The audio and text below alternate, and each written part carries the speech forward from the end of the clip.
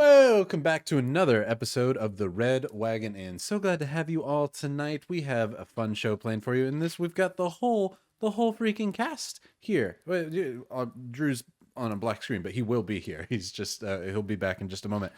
So awesome! Thank you all for joining. Super excited to get going tonight. We have a lot of art to go through. A lot of it from one person. So if that one person is here, we need to give them some thanks and praise and reward because holy crap.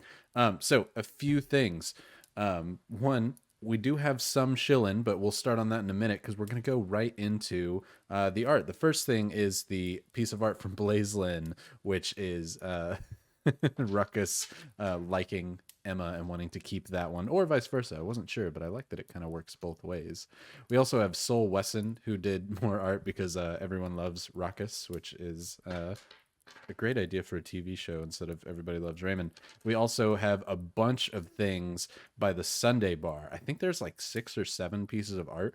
In 1 week, they officially did all the characters, including Ritter. We have Ordeal with Don't Talk to Me Until I've Had My Coffee. This is tea. A lot of comic style stuff, which I love.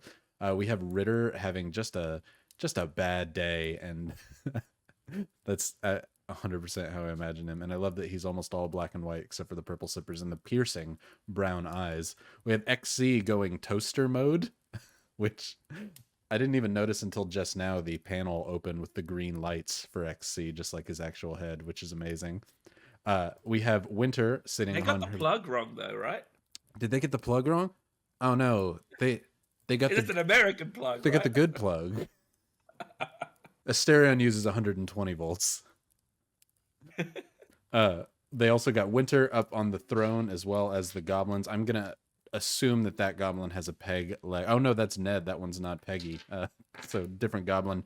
We have Ashrin here that they redrew with bigger, more proportioned hands, as they called it.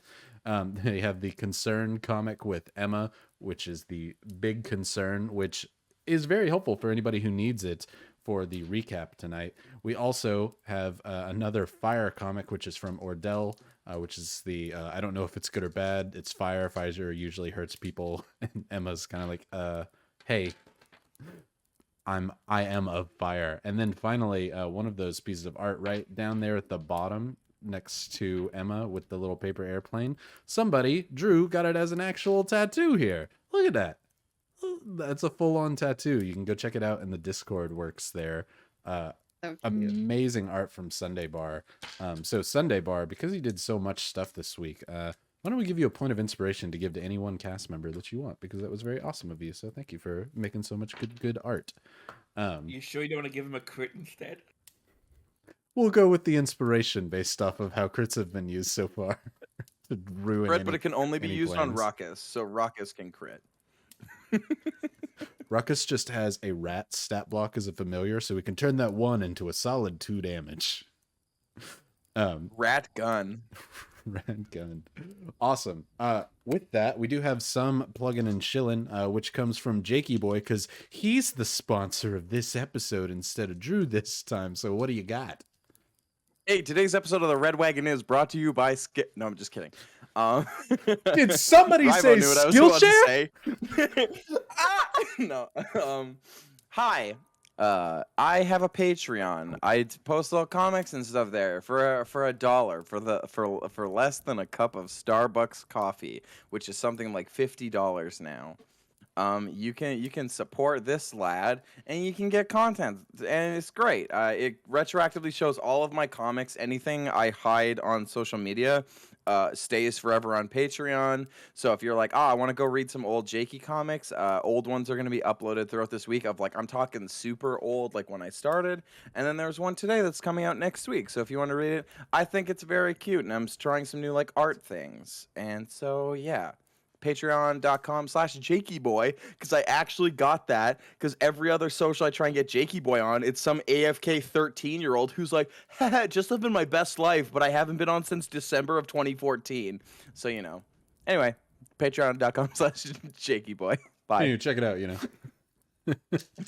Was this a rage there, JakeyBoi? I have been trying so hard to get the JakeyBoi I have contacted people, and those who are online just ignore me. Like, they just basically are like, No, No. I don't think I will. Mm-mm.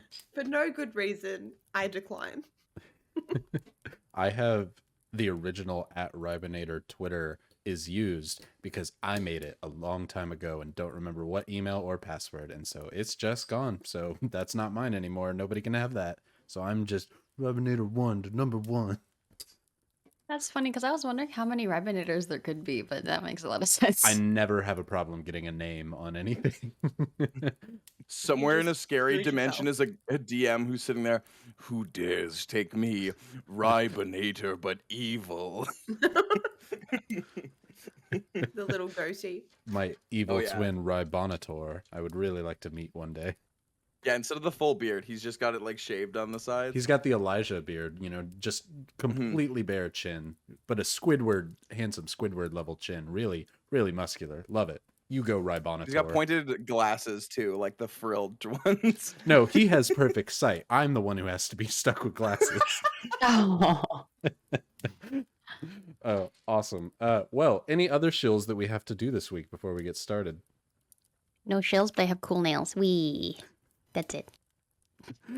I did see Indigo Crisp in the chat earlier, which I know is Krista, and Krista sent me some awesome dice. So I'm gonna be using their dice, Indigo Crisp or Blue Badgers dice tonight, and if they allow me, I'll post them on social media later because they're awesome and they're gold and black and a little bit of blue, and all I cared about was the gold, and that worked for me, and they all look great. So. With that, why don't we go ahead and roll for recap? Brie, you're the only one who doesn't have to roll, but that's fair, as people will see. Nat 20, baby. Y'all tell me who's doing the recap. Jeez. Okay. 16. 16 from the Druby. Winsies, 16 as well. Oh, dice encounter dice. Oh, 12. Jakey? 9. 9. You do have some notes, I think, to help you out. Yeah, I'm not gonna look at him though, because I'm just that capital G gamer, and if I get something wrong, I get something wrong, you know. Question: are we doing the 10 episode recap, or is that next episode? That'll be next. We haven't done 10 episodes. This is our 10th episode. This is our 10th. Okay, I wasn't sure if it was on number 10 or if it was after. Nah, we gotta have all 10. Because then I was gonna bring up my cheat sheet and notes, but yeah, last time the Cool All Party, they did a little more traveling. I missed the episode prior, but I believe they had just come out of the tunnel after dealing with like eldritch tentacles and things. It was wild. Ritter was out of the ring, so he was talking with the party on behalf of things he found within the ring, expressing concern that Emma's deity / patron being seemed to be something of malicious intent and being, and the party wasn't really addressing that. And in talking about that, the party came to the consensus, we all have stuff going on, and Emma will open up at like Emma's time. And yeah, progressing forward through traveling, eventually the party came up to some like spooky sounding music, a song that definitely is not of any copyrighted material. And sang by a dude with very nice mutton chops. And the party talked to him, and it seems like he is someone who is invested in flame, a paladin of sorts, as he was smiting and fighting, as the party was attacked by some scary old tentacle shadow monsters, whose names I did know, but I don't have off the top of my head. But if I remember them, I know that'll be a thing later, but they were these shadow incorporeal tentacle creatures, and the reason I knew the name is because the name is based off of an eldritch monster thing, so I was like, oh, hey, that's a thing Rybo's referencing, cool, and I remember thinking that when we fought them. Do I remember now? No. But then after fighting them, we went into their little town, their little area they had. A lady stared at us very angrily, and we went into a basement where some warforged were doing healing magic using oil and fire. And in doing so, they basically set Brie on fire, but we're healing her. So it was like a cool fire, you know? And that's kind of where we wrapped up, I believe. I'm trying to remember the tail end. Brie, yeah, there we go. I was gonna say, I think Brie has a visual for it, even though she wasn't there. Yeah. Oh, hundo. Yeah. Yeah, no, very good recap. I will obviously you get an inspo for it, but if you can think of the name of the creatures, I will give you a point of inspiration before we get started. You have that limited time. But also Okay. for those who didn't know, because with everything that I do, all of my things are based off of music or a song or a Pixar movie like Unwilling and Coco. The monsters from the last one were 1,000% based off of the sand creatures from Soul, because that's a good movie and I had recently seen that one. And if you haven't seen Soul, go check it out. But anything else that we need to do before we get started and rolling on some Dungeons and the Dragons? Nah, I'm good. Perfect. I'm gonna. I'm trying to remember the name. Nargaleth. I'm obsessing over it. Drew got it. Nargaleth. Drew, you can get. Nargaleth. Drew, you can get your point of inspiration, and so can you, I don't Jakey. want it. I just wanted to yell it because I knew it the whole time, and I just wanted to yell. Awesome. Well, then you don't get a point of inspiration. I didn't want to give you one anyway. Just kidding. But let's get started. If there's nothing else that we have, everybody grab a drink, pull up a chair, and come hang out with us at the Red Wagon Inn. As where last we left, Brie, can you give us a "I'm on fire" scream? Okay, very good. Very loud. Very. I can feel the emotion. No, right now Weren't muted. Alex, if you could also do the fiery background, as it is a pretty decent descriptor of what's going on. The party is currently in Carthage. It is, whether it was or wasn't, it is currently late at night. That is actually a very good image of what Carthage looks like right now. Many of the trees on this kind of beach front that they are in and the homes are on fire or turned to embers, with corpses piled high and nothing but ash and bone and burnt skin left. They are currently down in a small cellar with everyone except for XC, who is staying up with Elijah, as well as several other of these seemingly fire worshippers in the town. There are 2 warforged down at the bottom with Ordeal, Ashrin, and Emma, who surround Winter, who was recently anointed and covered in oil before the 2 warforged lit Winter on fire. The fire quickly went from a blazing red to a deep, soulful blue. Ritter also is in there and kind of out of it, as is the best way to be described. But Ashrin reaches out with a heavy cry, trying to figure out what's happening to Winter. Winter, with your constitution so low, and Ordeal, yours being the same, you are nothing but near skin and bones at this point in Winter. It's hard for you to even take a breath. It feels almost painful. The fire begins to consume you. As you scream out, immediately the oxygen in your lungs is burnt up, and there's no breath left for you to scream anymore. As Ashrin, you go to approach and stop them. Ordeal puts his arm out just to stop you in a brief moment of trust from these 2 warforged. Before Ashrin, Emma, Ordeal, and Ritter, I need all of you to roll a perception check.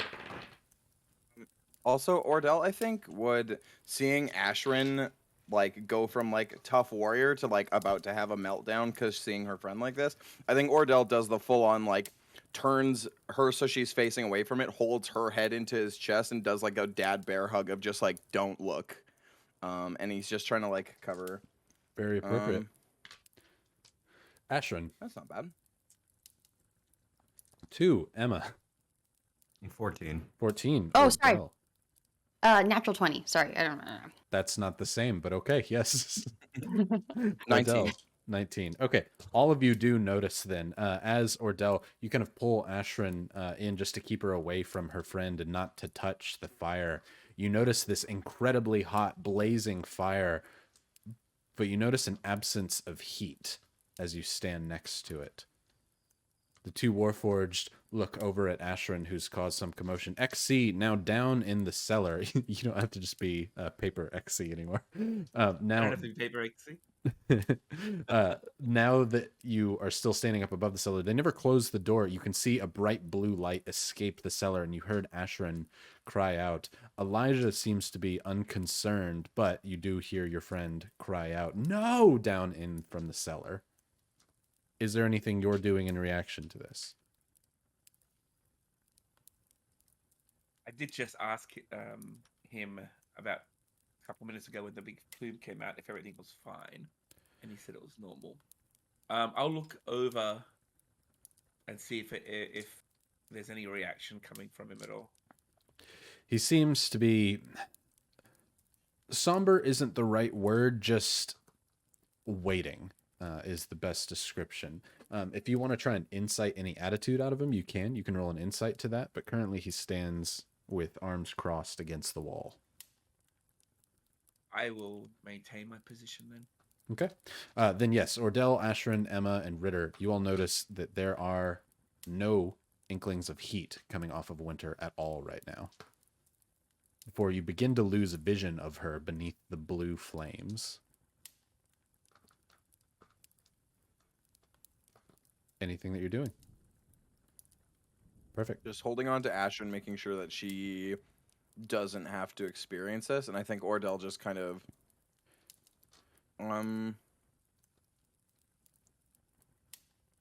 Ordeal says in Giant, knowing Ashrin won't understand, but he basically just says something that for him he doesn't know why he knows this, but in Giant he says, Rest, warrior. The time to fight is soon. But you don't need to be strong now. Things will be okay. Ashrin, as Ordeal speaks in some foreign tongue, you're not entirely sure what he's saying, but the deepness of his voice hits you heavy as your head is kind of compressed against his chest right now. I think I would have fought a little bit, but feeling the gigantic hand. Also feeling a little comforted by it. I don't think she's been held for a while, so I think there's a comfort in it knowing that he knows it's okay, so it will maybe be okay. Winter, I need you to roll me a con saving throw. What is my con currently? 3. I rolled a nat 1. Perfect. So, as Winter cries out before silence fills the room, the two Warforged look over at you all before returning back to Winter. Suddenly, the lights in their eyes turn a bright... Perfect. Suddenly, their eyes turn a bright... Hold on. The Sunday bar used inspo for Brie. Ooh, Brie, you do have an inspo if you want to re-roll that and not have a literal nat 1.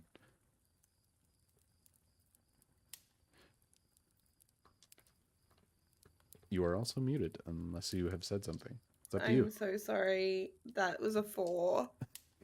Okay. also, I think a 3 con gives you a -4 on your rolls. It's only a Sorry. -3. Don't worry about it. Oh, So sorry. that's still a 1. You tried. Sunday Bar, thanks for your art again. As, the Warforged who look down at her, their eyes turn a reflective mirror-like color and mimic the blue that you can see burning around Winter. Sudden concern appears over their expressionless faces as their metallic eyebrows seem to almost furrow downwards.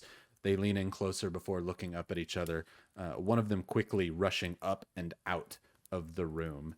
Exceed, you now, for the first time, actually see a Warforged built completely different to you, where you have very thin appendages, very much meant not to be seen, meant to do a task. This one is very stocky, very, not cubical, but very thickly built, if is the best description I can give to it. Wide, broad, blocky shoulders and an almost V-like shape to their body. You notice that same kind of pattern in them that you see in the paladins as it walks upwards towards the edge of the steps, stops briefly to look at you up and down before seemingly deciding that that's not important right now, and near sprinting offwards in a robotic-like fashion. Can I Away. say something when Yeah. he's looking me up and down? Absolutely. State your designation.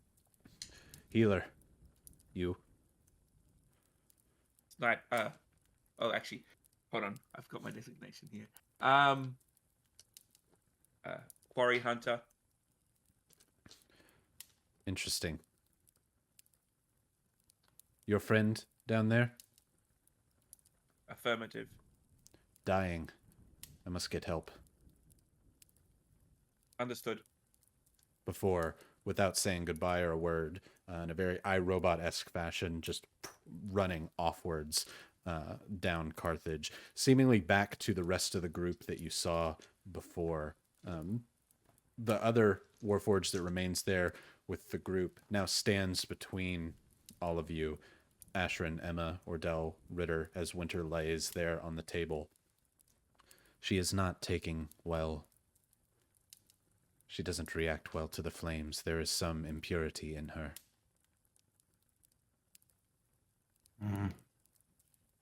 Probably still crying into Ordeal's chest or belly, maybe because he's so tall. It's like, I told you, we told you, we told you. Regular healing doesn't work.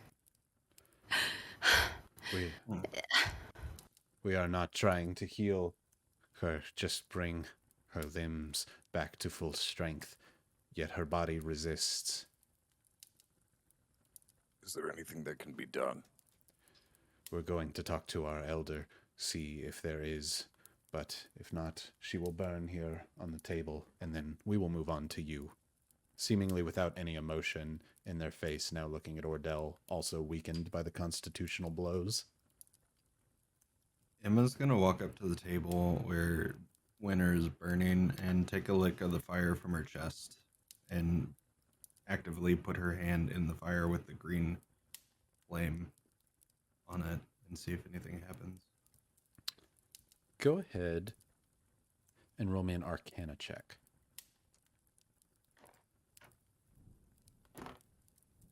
Ooh. 24. 24. Emma, as you reach your hand into this flame, you don't feel heat at all, but instead, out of the tip of your dry, bony finger, you see a drop of blood seem to appear before dropping onto the table, and a second and a third drop of blood on your bony finger before you pull your hand back almost instinctively. Mm.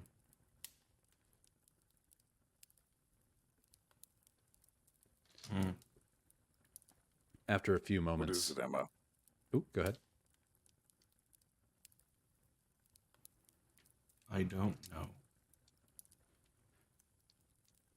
It is a cleansing flame, a healing flame to give her energy once again, but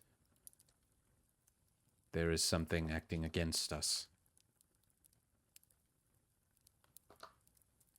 Seeing Emma do her thing, Ordeal's gonna step on the other side of the table.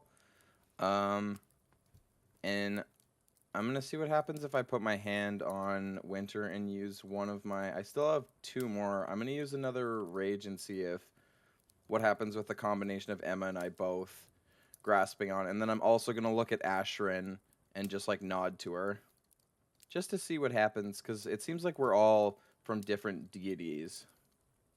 I don't know. The Warforged, as seeing you walk around the table and you put your hand out, nodding to Ashrin, do you also kind of try and get Ritter in and involved on this, or mostly just the original party? I think Ritter too. Okay. I think if anyone has some kind of divine connection, I think this might be something that could benefit. Not to stave off what's within Winter to say, but like to help her or bring her back or make this magic be able to win in this conflict of whatever's fighting it off, even if temporarily. Ordeal moves to the other side of the table, looks and kind of nods at Emma and Ashrin as he holds his hand out, hoping that you all mimic the same. The Warforged picks up on this and says, I do not recommend that, but doesn't make a move to stop you. There isn't much else to lose in trying. Ashrin, Emma, do you try and put your hand in? Mm-hmm. Okay. Roll me a persuasion at advantage, Ordeal, to see if this is something Ritter would help with. Okay. A 16 plus 1, so 17. 17. Okay. Ritter doesn't seem to hesitate as you move to the other side. He now joins you on the opposite end of the table, so there's two of you on each side, all about to place your hands out upon Winter. One of you each on one of her legs and one of you each on one of her arms. Is that what everybody does? Yeah. Perfect. I'm going to rage while it happens. Okay. As Just basically prepping. As Ordeal rages, the tattoos upon your skin begins to glow, as does the symbol on your chest, mimicking that on the Warforged and Elijah. All of you place your hands simultaneously upon Winter. Winter, let's back up for just a second. Winter, you find yourself alone in a black room, very much like your webcam, surrounded seemingly by an ever-distant set of blue flames. You move for but a moment to see if you can touch them, but they seem so impossibly far away, yet so near at the same time. It seems to be an empty room. You can hear the cackling or crackling of the fire seeming to echo and bounce off of imaginary walls. Roll me a perception.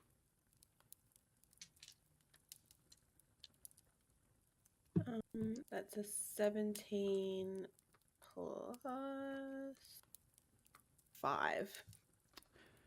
As you look about, you see a small dot amongst the flames, seeming to be a couple 100 feet off. It seems to be someone or something. You can't quite make it out in the darkness that you're in, but you could approach it in this void. Can I move towards it? Absolutely. As you move over, you take a step in the ground and hear your footsteps echo out like a marble hallway, a big empty hall, before they slowly begin to change sounds as you walk into dirt and into sounding like you're standing upon grass. But as you approach this thing, you notice a very large gray and black wolf seemingly asleep in this void.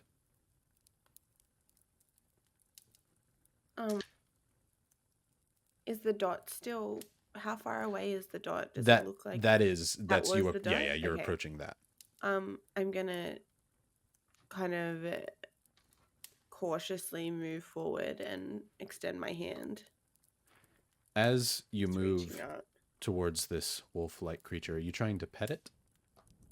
I'm kind of trying to let it like cautiously approach. So I know it's asleep, but you know when you approach an animal and let them sniff your hand.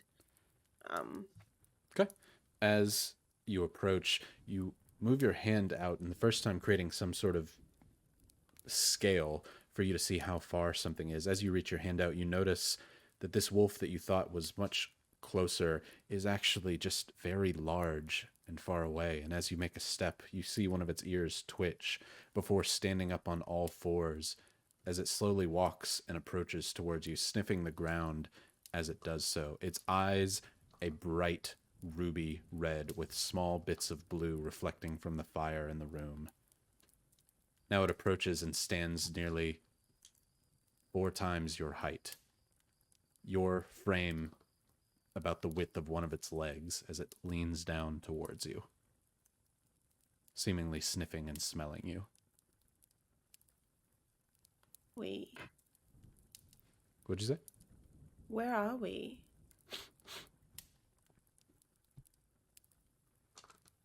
How did you get here? I don't know. You smell of my kin. Can I smell him? If you'd like to try. I'd like to try and smell him. Yeah, go ahead and roll a perception.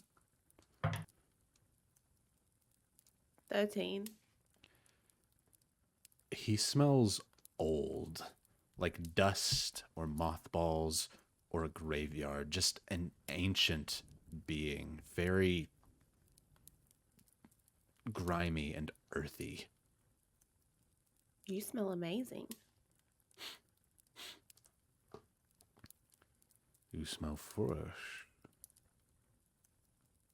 before it seems to react, looking very quickly off to the side, where Ordeal, Ashrin, Emma, and Ritter, all of you find yourself in a similar black voided room, where you see Winter huddled over in the fetal position, clutching her staff, with nothing around, a seemingly empty void, but herself lit up as if surrounded by bright blue flames, clutching this staff with heavy, heavy hands.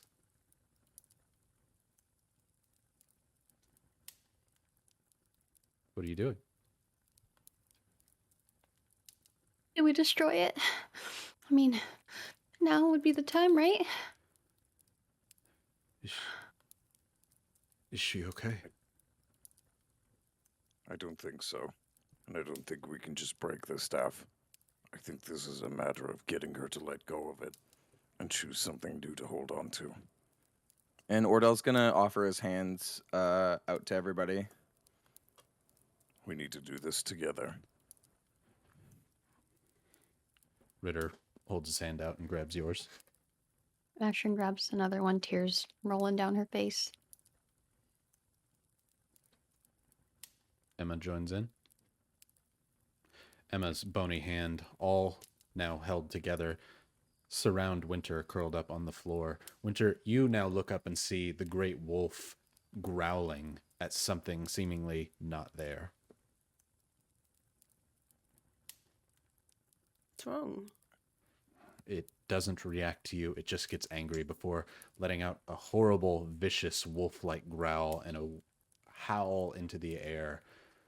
Ashrin, Emma, Ordeal, Ritter, you hear nothing, but see Winter still holding the staff. What are you all doing? Are you trying to take the staff away from her?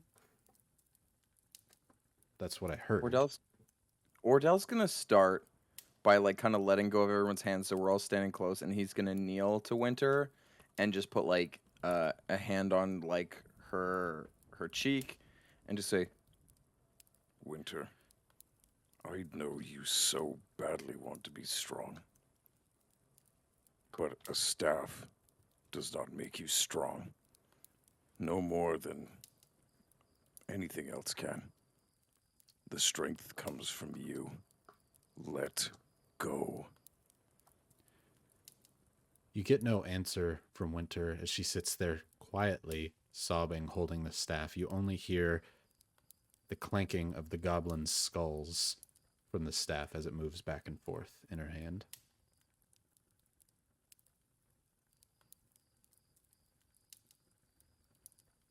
Ordel's gonna look up at everybody, and then he's gonna put the first hand on it, but he's not gonna pull till we're all together. Got my hand too. All of you touching the staff? Okay. Ritter Yep. also grabs. Now all holding it. Ordeal, you planning on pulling? Is everyone planning on pulling? Yeah. I'm gripping it so hard my knuckles are turning white. Like I'm so mad at this staff. Ordel's gonna, cause I think everyone like who's grabbing the staff, Ordel's doing the thing cause like he's big enough to like one hand on the staff and another hand to like basically like arm around Winter to like pry them apart, but also so Winter has somewhere safe to fall instead of putting her weight on the staff. As everyone begins to pull from the staff at first, Winter meekly, her arms reach out and just follow your movements as you slowly pull. But as you reach the end of her arms, you notice she has a very tight grip on it. Winter, you see the wolf seemingly reach out and bite something in the air, its teeth separated as if holding a stick before it begins pulling backwards. Ordeal, Ashrin, Emma, and Ritter, I need strength saves. Well, not saves. We'll do an athletics check from all of you as you begin to feel the staff pull away from you as Winter suddenly jerks it hard, way stronger than she should be able to even at her full strength away. Because I was raging when I entered, am I still raging now? Yeah. Okay. I'm also going to use knowledge from a past life. 21. 21. 16. 16. 13 from Ritter. A nat 20 plus 4 from knowledge from a past life plus 6. So 30. As Winter, you see this wolf seemingly pulling against some large stick. It turns to you and speaks once more, seemingly through its gritted teeth. It just says, "Do not trust that," before it seemingly loses something, spitting something out. Ordell, all of you fall backwards now in the room, no longer in this void. All fall onto your backs, onto the ground. Light suddenly returning, hitting your eyes as the staff clambers onto the ground. Winter, your vision immediately returns to the room as you see flames surrounding you, but you do not feel heat. You feel a healing energy, much like what Ashran typically does for you to heal your wounds, except this seems to be like taking the first sip after days without water. You can begin to feel your muscles start to swell up with blood once again, but slowly. The Warforged quickly looks around before looking down at Winter. Now, your back kind of arched on the table, seemingly involuntarily upwards. The Warforged lets out a, that's better. This is good. You did something good. Whatever you did. Good. Very good. Very good. Seeing Winter up in the air with her chest out in flames, Emma's gonna leave the room and go upstairs outside. Before you do, XC. The Warforged that ran away from before has returned, running quite quickly, now seemingly holding some small pouch in their hand. You don't see what's in it. It seems to be very thick, an almost leather-bound pouch with some ornate string upon it. As it approaches, looks downwards into the cellar and looks over at Elijah and nods his head as if Elijah should come with, before you see another sudden flash of blue. And you hear down below another voice, not too dissimilar from that Warforged, saying, "Good, good, this is good. You did something good here." Before the Warforged looks over at you, has there been a change? Unknown. We should investigate. Indeed, before walking down the stairs. Emma, as you're walking upward, you pass by XC, the original Warforged, as they go downwards. I'm just gonna keep walking. You exit to the scene described before, with Elijah sitting next to the cellar door. XC, you now see all of what's happened before. Winter wreathed in a blue flame, but slowly you can begin to see her arms regain muscle and mass to them, seemingly being healed by the fire. The Warforged with the pouch now grasps the pouch tightly up to its chest as if wanting to hold on to it dearly. Looks at you all and says, "What happened?" This. And Ordell's going to start wrapping the staff in burlap. Do you touch the staff at any point? I think Ordell, seeing what happened to Ordell doesn't really have the context. I'm just gonna roll in 50-50 it. I don't think he would. I think like prying it out of the hands, he'd have enough clues for that, but he didn't see. I rolled a 1. So I guess yeah, while wrapping it up, at some point Ordell grasps it unintentionally. So yeah. Ordell quickly. Actually, I'm gonna inspo that. I'm gonna inspo just in case. Okay. That's a 3. So that's 1 inspo down. Good. Cool. Cool. Ordell quickly reaches into his pouch, pulls out a small slab of burlap, and says, "This," before reaching down to grab the staff as if to cover it in burlap on his own. Ordell, I need a con save from you. Okay, I'm good at those. I hope. Okay. Oh yeah, +8. That's a 22. 22, solid. Ordell, you see a similar black, empty room like you did before, but it's only for a flash of a moment before bright red eyes in the night, as if holding a torch out, and a coyote or some similar creature looks back at you in the darkness, seemingly inches from your face before moving backwards, and you now hold the staff in your hand and quickly throw it into the burlap. Also, did see and ask, no giveaway tonight. I meant to say something earlier before. We're doing some swap overs and some change with Level Up TTV stuff, but we have a super awesome special giveaway for next week. So we just can't really work on the Streamlabs side of things. It would have been too complicated otherwise. So next week, super big giveaway. This week, just hanging out and playing some D&D with y'all.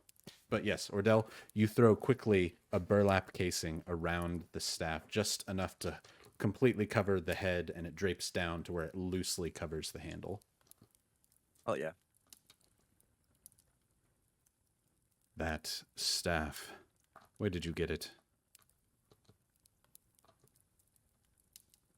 Seemingly looking around the room for any answer. Ordeal looks to Emma and Ashern because Ordeal hasn't seen the staff. He just saw Winter had it. Well, Emma's not there anymore, I believe.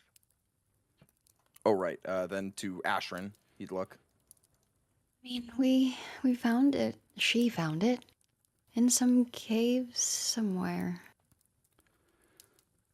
There are, at this point, Winter, the flames begin to die down from their great intensity and now just seemingly lick very small portions of your body, almost as if dancing upon your skin.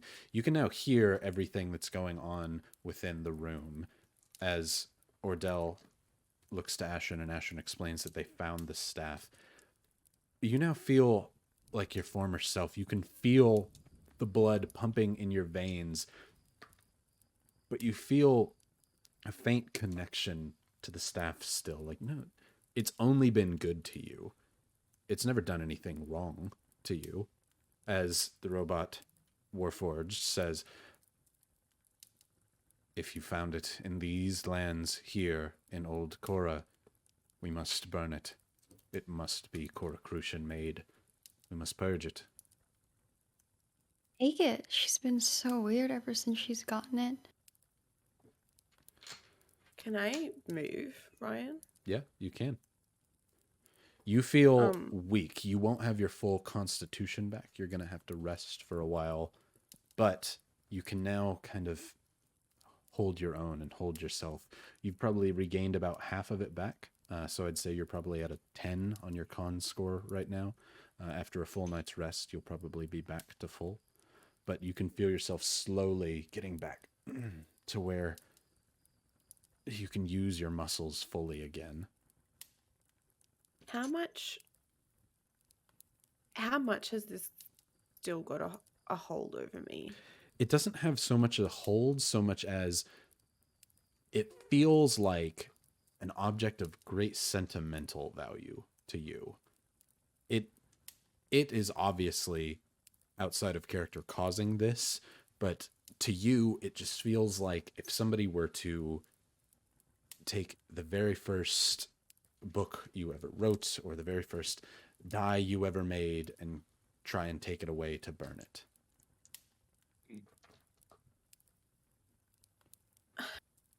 What are you doing to me? Why have you taken it? Ordeal Please. stands there holding in hand. Go ahead, Ashen. Winter, please, you have to understand that this is not good for you.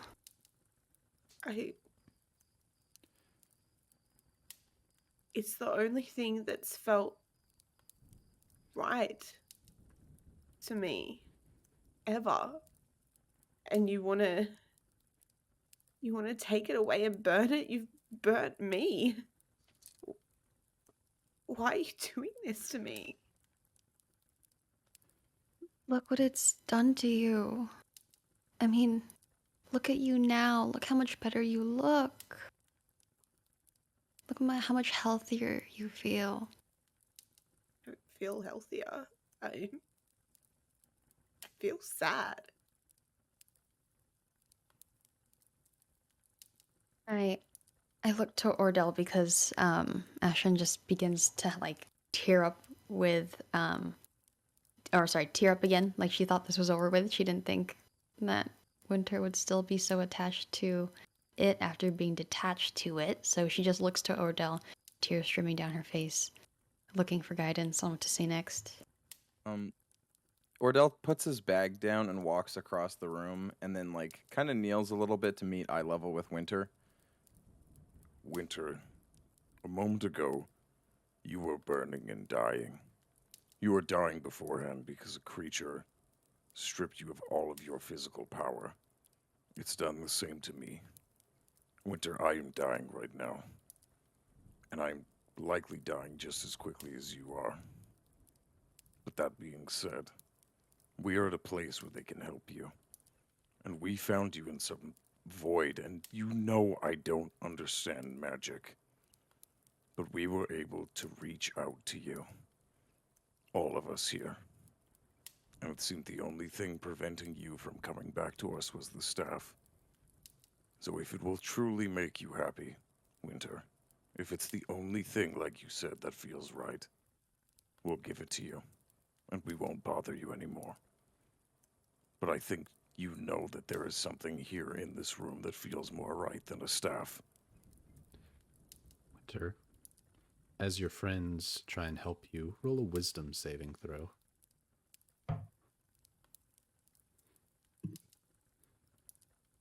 Um, 24. 24.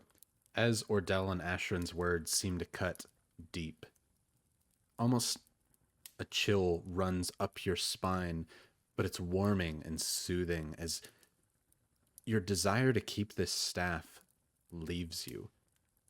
Your sentimental connection to it no longer in existence. You recognize that it does have some power to offer you, and not necessarily for too much of a lack of benefit, but you feel like you can make your own choices.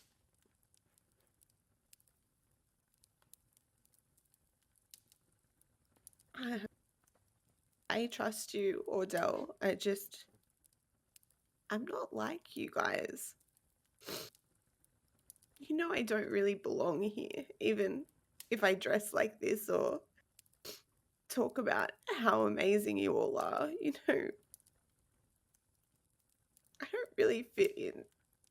I'm not really good enough to be here with you.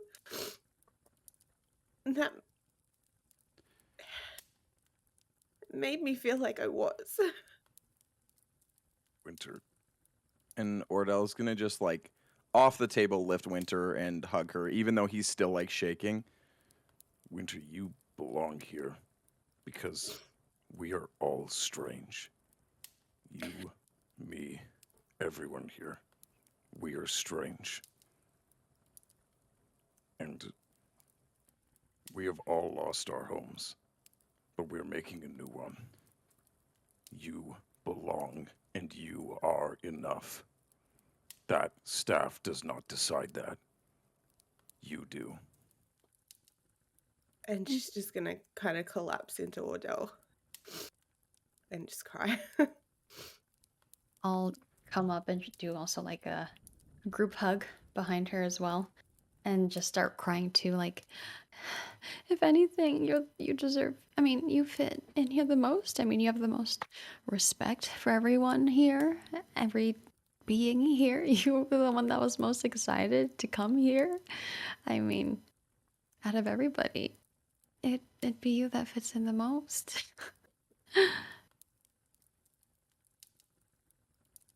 Exie As- looks to the two warforged biologicals. The one that was up at the top with you says, agreed. And he reaches over and he grasps the staff out of Ordell's hand and says, good sentiment. But with that, I would not have allowed you either way. But I'm glad you came to the decision on your own. This must be destroyed. Medi, as he throws the staff to the one that was in there in the room with you at the time when you were in your trance, take it, burn it, have Elijah help. Before that one bows its head and begins walking up and out of the room.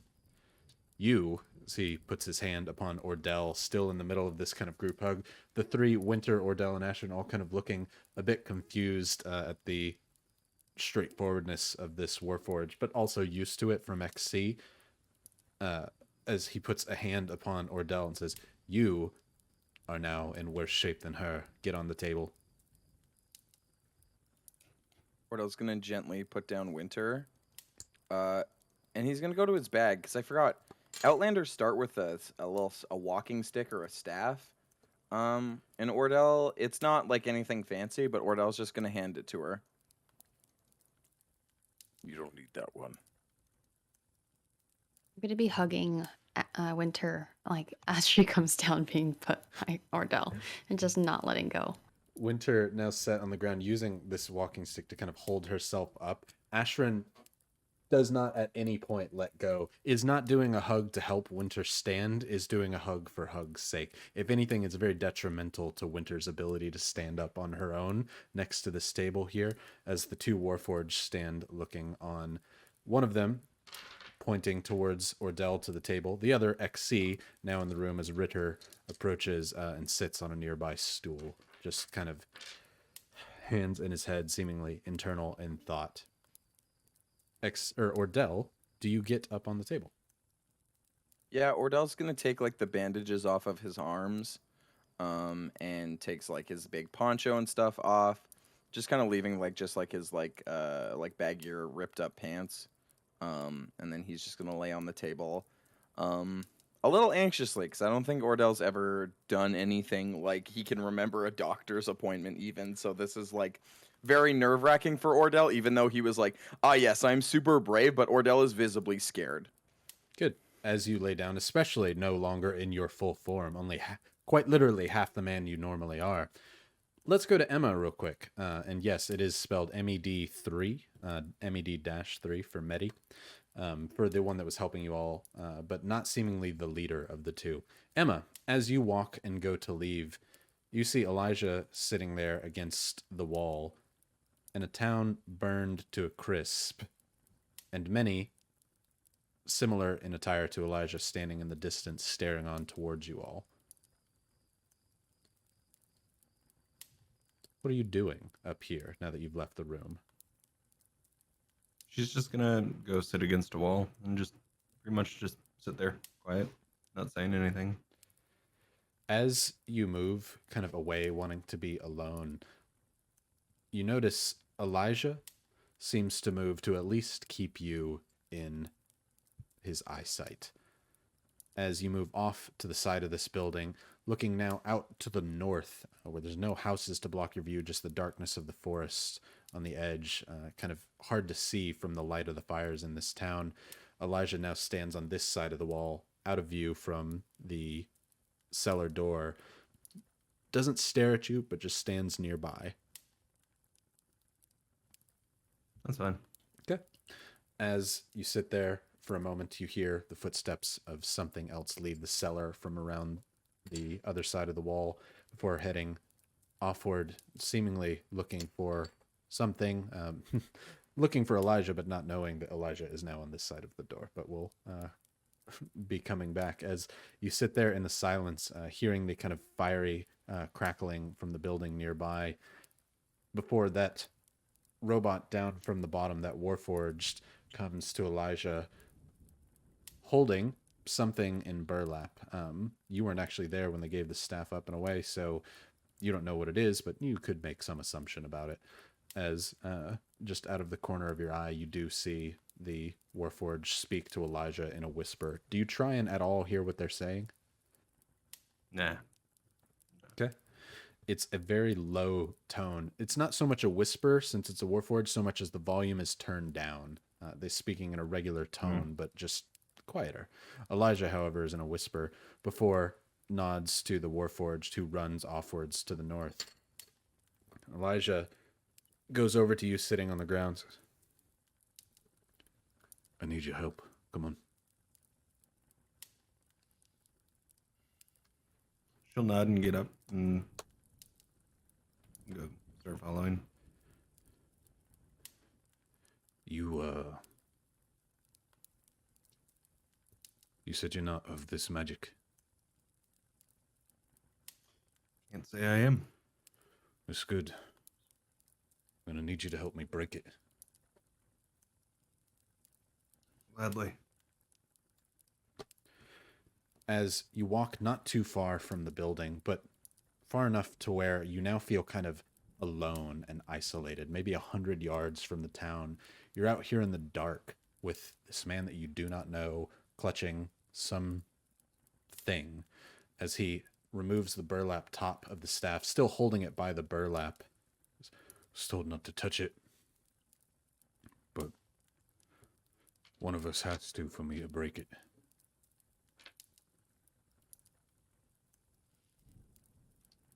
We'll hold out our hands. He removes the rest of the burlap, holding on just by a piece of it, and holds it out for you to hold onto it. I'll grab onto it. Okay, go ahead and roll a con save.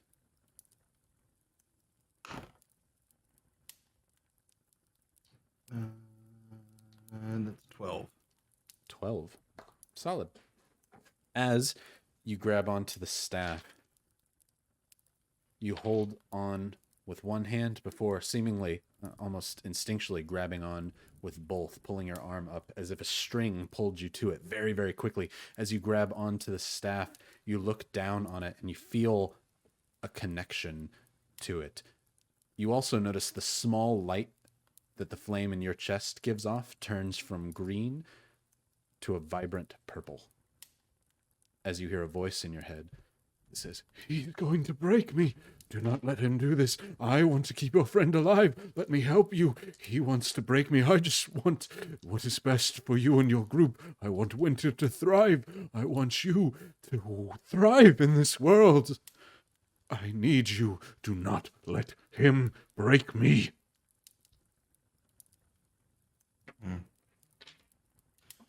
You think I sat in 800 years of silence and didn't hear the voices in my head, and you don't think that I couldn't sit there and listen to more?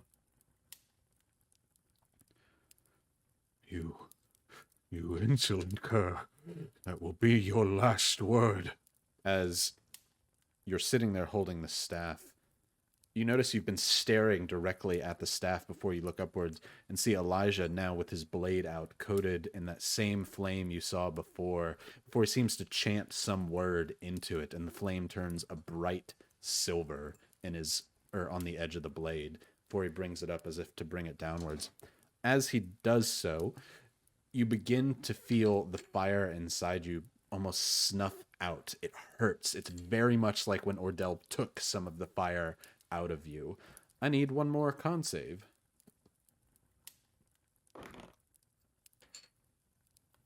14.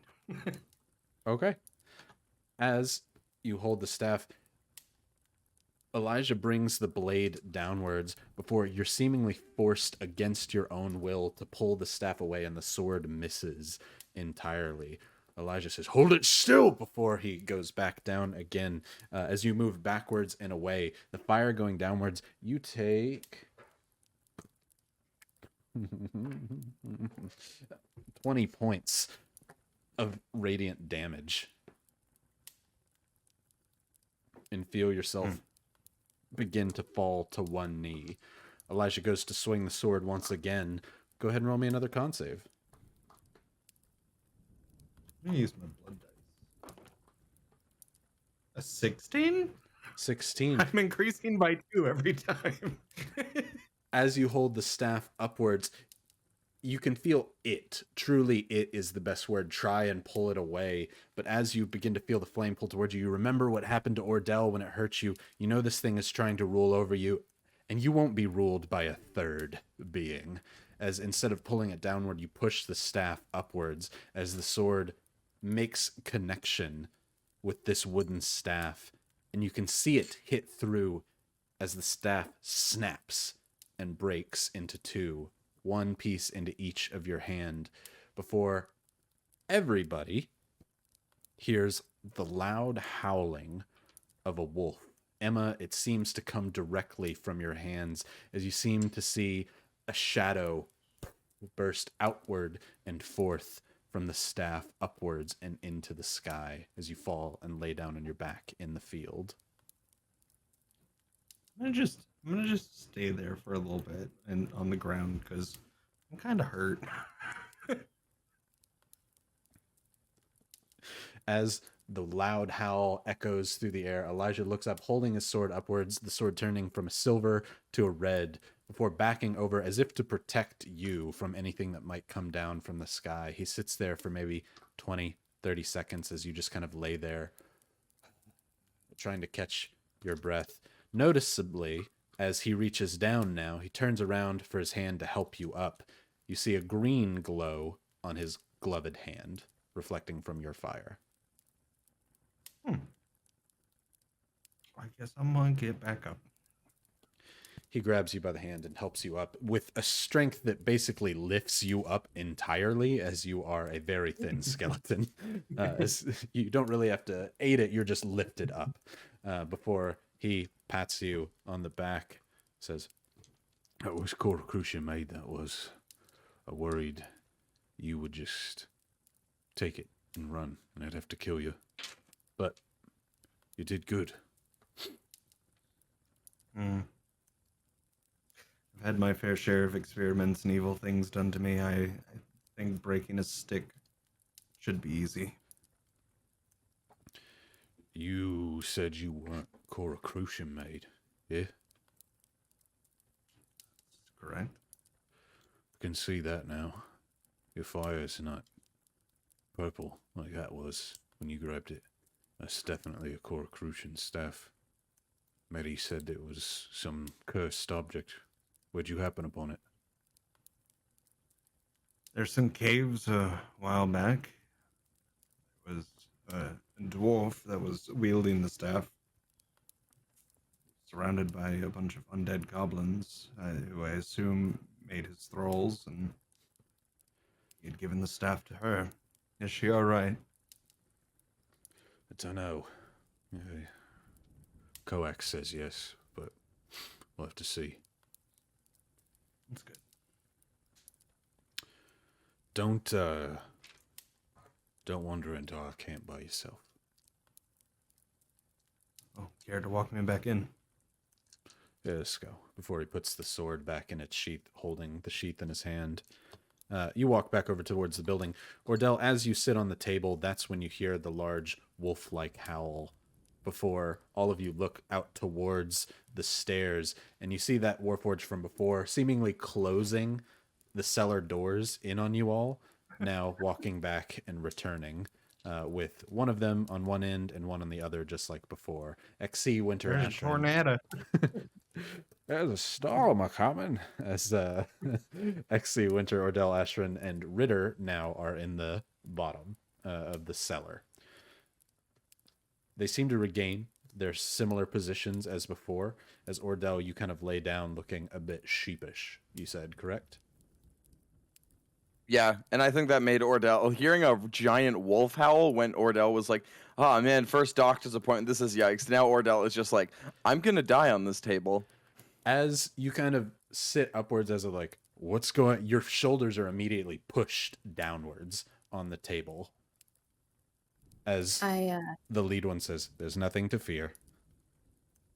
I hug in between all this. I'll be hugging Winter, but then notice Ordeal's nervousness, so I'll probably grab his like meaty hand with both my hands to try to like make him feel better, let him know someone's here. Does anyone hearing a very Daft Punk version of Ashram? Yeah, your mic is very robotic. Jackie Jackie. came. It's not me. That Jake's idea. Was that before stream came a bit early? Okay, I fix it. I'll be back. Okay. I'd like to. I think both Ashran and Winter would like to hold Ordeal's hands. Okay. If the Warforged will let us. They don't seem to stop you. As Ordeal, they do push you forcibly back down on the table before Ashran goes to grab your hand and Jakey slumps away. Winter also grabs the other side of it, with a little bit right on her collared shirt of fire still there, based on what I'm seeing on the webcam. As XC, you stand near the edge and look over, unfamiliar with the ritual that they've done before. These two Warforged grab a small clay jug and begin pouring oil over the entirety of Ordeal. One of them with a small rag, making sure it basically covers and anoints the entirety of his body.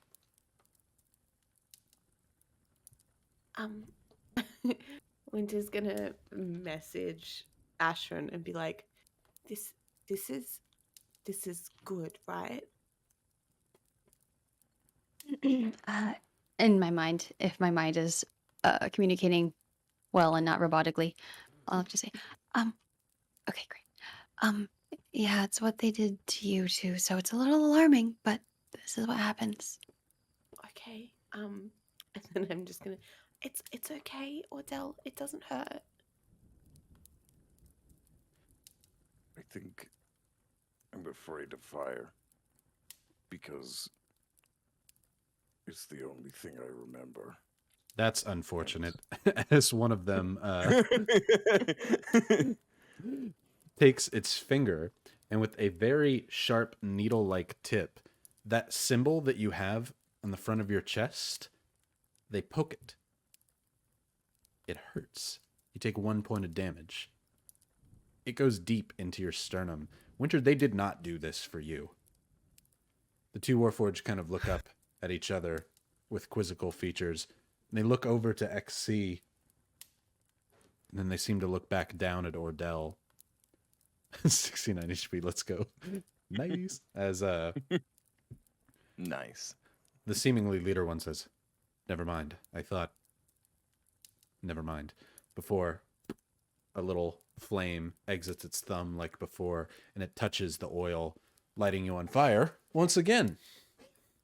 Ordeal, this is a much more pleasant experience than what Winter went through. Winter screamed out in pain. Almost immediately, you begin to feel intensely better. You can breathe, no problem. Throughout this whole thing, your vision is just completely covered in flame.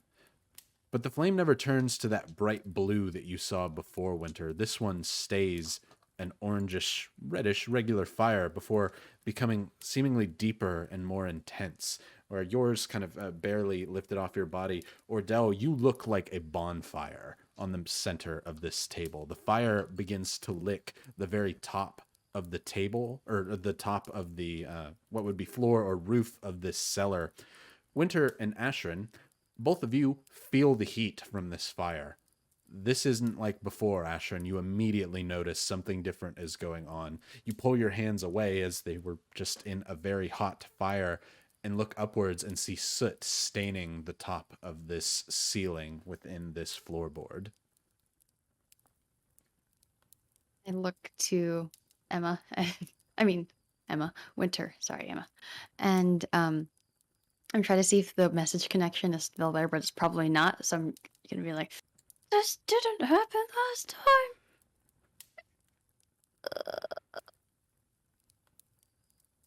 It's fine. It's probably fine. It's okay. I keep patting. This is normal. And pat Ordeal's hand. Do you touch his hand? Mm-hmm.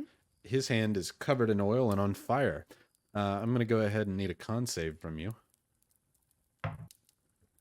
Fucking hell. I mean, nah, I'm going with it. Fucking hell. Con save 6. 6. Solid. There's a grease fire in your kitchen. Let's all just paint a picture real quick. A grease fire in your kitchen. God. The best way to put it out, obviously, kids, is to lay your hand on the grease fire to snuff out the oxygen. And so you're going to take 2 points of fire damage. Sponsor of the show coming in here just to say, if you have a grease fire ever, do not stick your hand in it. This has been a PSA from the sponsor of today. Touch it, it'll be fine. Wait, can I say whatever advice I want as long as Jakey corrects it later? Mm-hmm. Boy, do I have some thoughts on Mercury. Welp. The smallest planet, leave it alone. As Winter, you quickly pull your hand away. Ordeal, go ahead and roll me a con save. Ooh boy, I have a +8 on that. So Not that's right fun. now. You don't. Oh, you're right. I don't. Oh yeah, earlier. Oh, I did guess you do that? I think it was high enough, regardless, because I was like, "Whoa, okay." Yeah, it would have been a 20, or no, it wouldn't have been. It would have been a 19. Yeah, or 20. Yeah. Anywho, okay, so I have half, so that's Yeah, I only have +2. Okay. Okay. A 9. 9. Solid. As you feel this kind of rejuvenating fire within you, your vision doesn't fade, but you begin to see a face appear in the flames. Winter, Ashrin, XC, none of you see this. Perhaps you could if you laid at the angle that he was in, but it looks just like flames to you, seemingly increasing in volume. Ordeal, you look upwards and you see 2 eyes in the flame and a mouth. It opens its mouth as if to say something before closing it. And looking at you, it seems to almost turn its flame-like head in a quizzical manner, as if, what are you doing here? Do I have enough consciousness to speak right now? You could certainly try. Who are you? Who am I?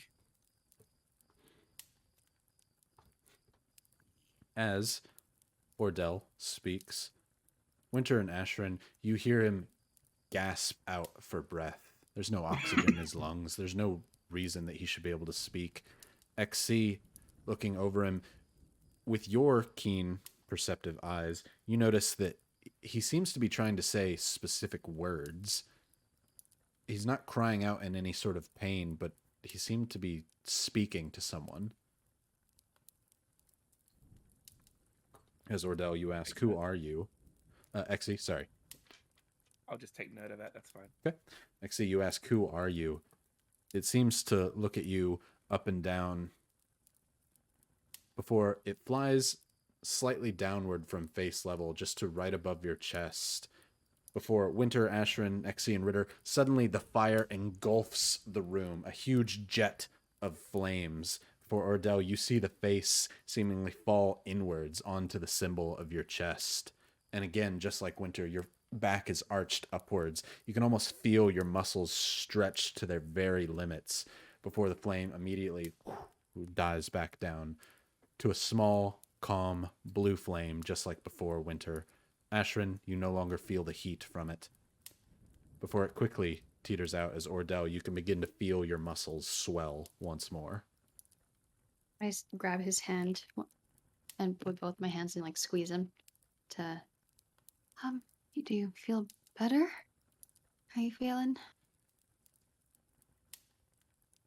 I don't know. I feel better physically, but I saw something. The 2 warforged, as you say you saw something, look up at each other very quickly before rushing to the side of the table, now immediately getting on their knees and kind of pull you, sitting you upwards and examining you. They don't say a word. They just begin to pull your arms up, look at your legs. One of them grasps at your chest, looking for the symbol, placing his hand upon them, basically giving you a thorough examination very, very rapidly. Something looked at me like it was going to speak, and then it flew into my chest. I don't know what it was. I look to the Warforged.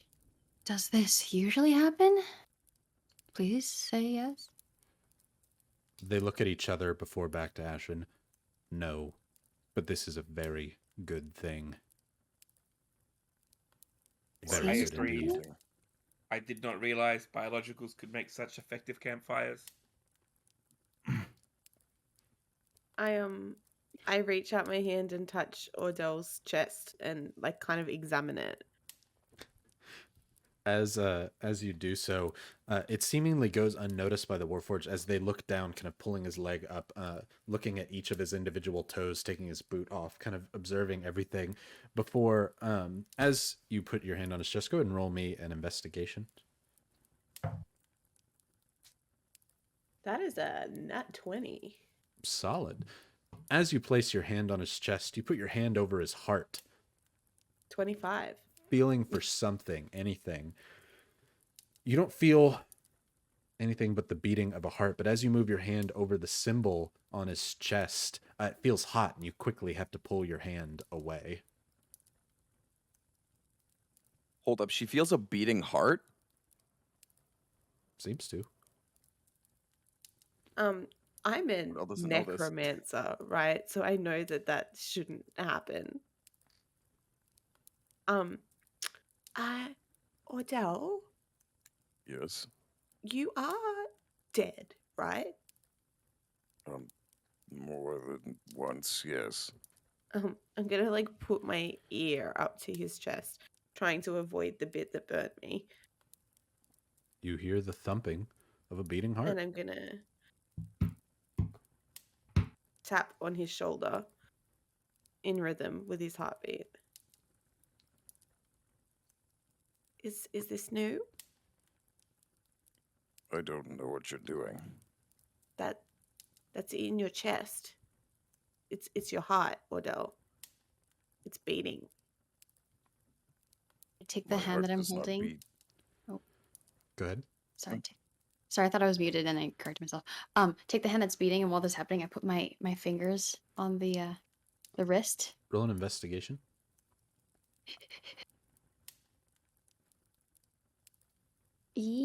That is a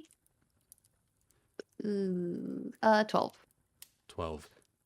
You feel no heartbeat. You're pretty sure you know how to do this. You're a Crimson Elf. Blood is, not necessarily your magic, but your specialty at the very least. You can't seem to find a pulse. You're not sure if you're just missing it. He does have pretty thick skin, and you've seen him take his face off before. His hands still feel cold like an undead. Like unwilling. Yeah, indeed. I look to Winter like, give her like, what are you talking about? I grab Ash's head and put it on his chest. Can you do that one more time? That was so good. There we go. This has been a very touchy-feely day. I'm going to be very frank. Can Ash hear his heart? Did you put your hand on his heart or on his chest like that? I grab her head and put it on his chest. Ashwin, as you go to move your hand over, quickly Winter places your hand on the mark on his chest, and it's hot. It feels not hot enough to burn you, but it feels like touching the concrete on a hot summer's day before going to a water park. You don't want to do it for very long. Maybe it would burn you as you quickly pull your hand away. Ordell, and then she's like, you need to feel this too, and I grab his hand and like, put his own hand on his own chest. All right. Ordell, you feel the heat coming off of your symbol. You normally do not feel heat from your symbol. This is strange. This is what heartbeats feel like? No. You just Yeah. feel the heat. You don't feel the heartbeat yet. Oh, Unless I don't Winter, feel- oh, okay. Winter, have you... The heartbeat's here, and I move it. Ordell, you haven't had to feel your heart in a long time. You've only had to rip others out before you move your hand over. Now all three of you kind of in a weird dog pile of hands slide over like a Ouija board onto Ordell's heart. Ashrin and Ordell, roll an investigation. XC, you're watching this very poor interpretation of a Ouija board play off on Ordell's chest. There's no lettering, there's no nothing, but as you said, biologicals. 14. 14. Oh. Both of you feel a heavy, heavy heartbeat.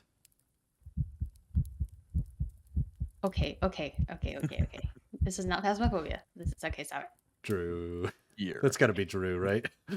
it. Oh, hundo. Oh no. Archibald.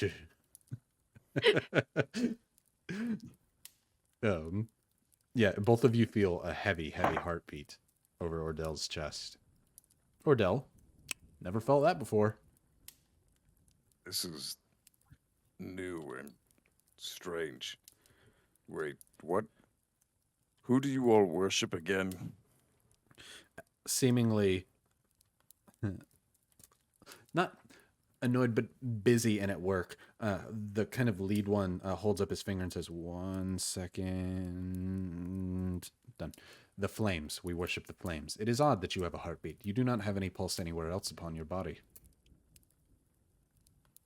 Ah.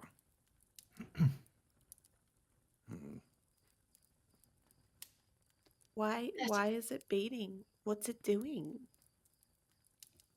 We don't know. Has it ever done this before?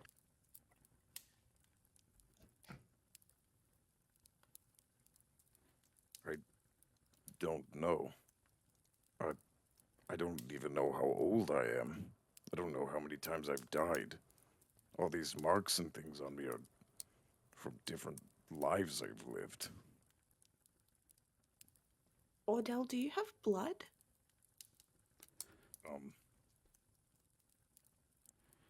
Kind of.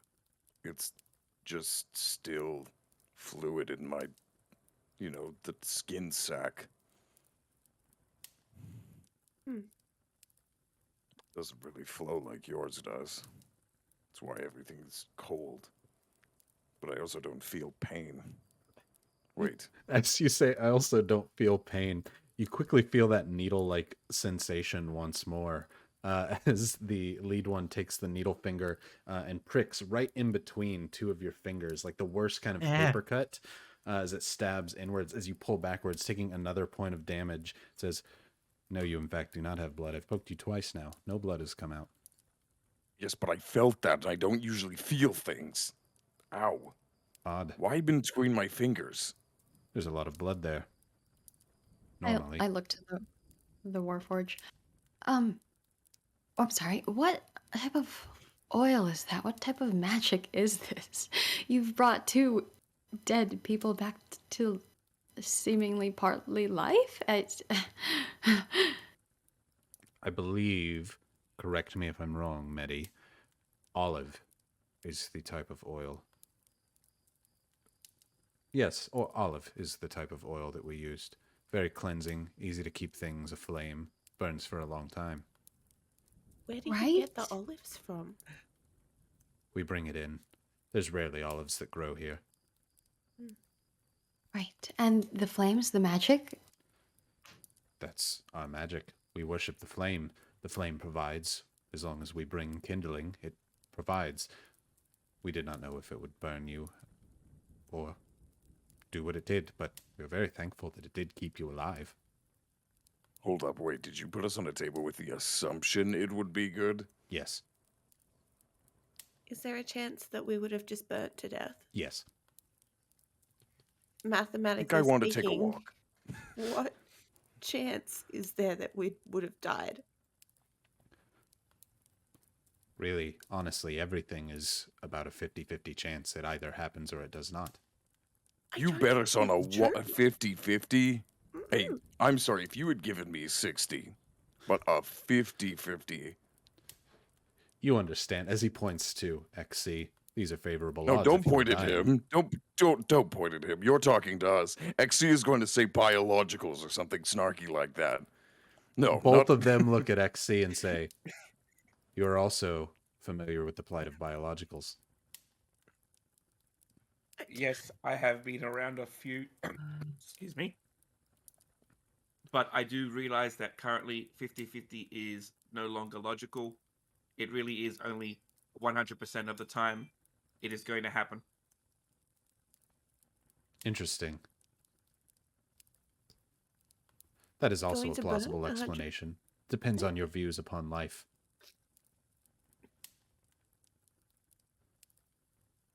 I would say that you're looking at it Understood. more of a as like an almost mechanical philosophical discussion begins. I would say that your view is looking at things after the fact, where the 50-50 view is looking upon things before.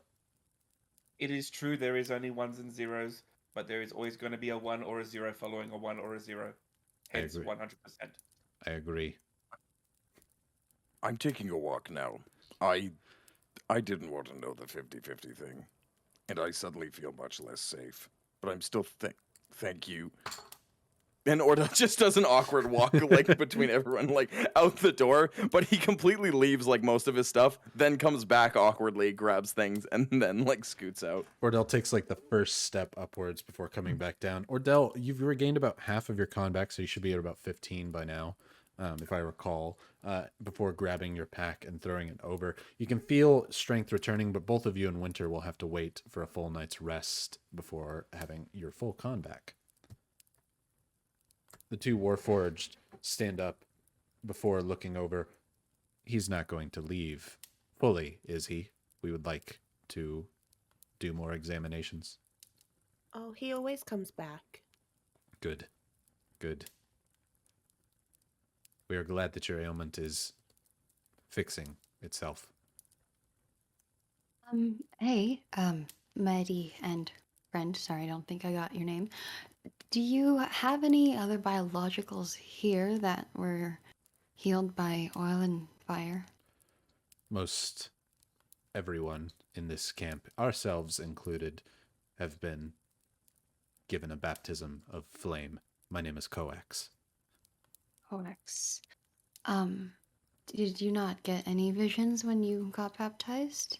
I was born in flame. As he kind of opens up his chest cavity, as there seems to be an almost small little forge-like fire inside there before closing it back, as was Medi. Okay. Anyone post-birth baptism? Everyone out there, as he points upwards, as Ordeal now leaves.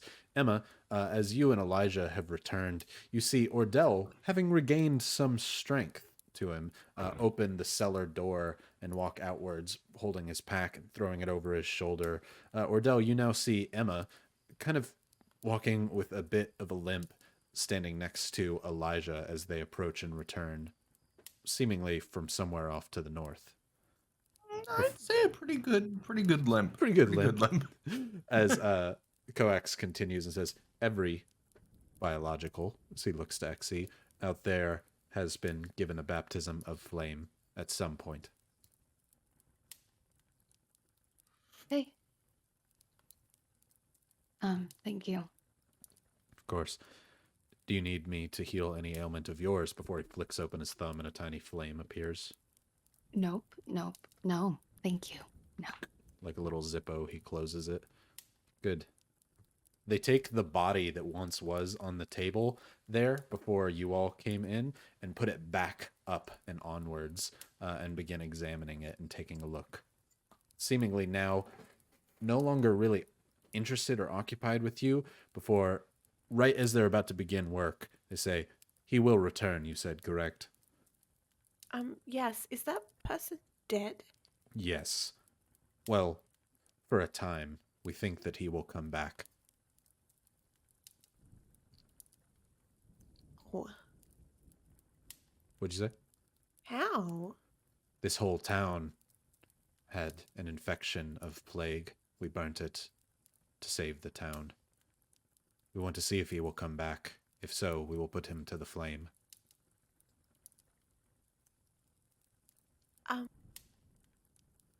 Okay. Have I heard about this kind of magic before? You can roll a religion.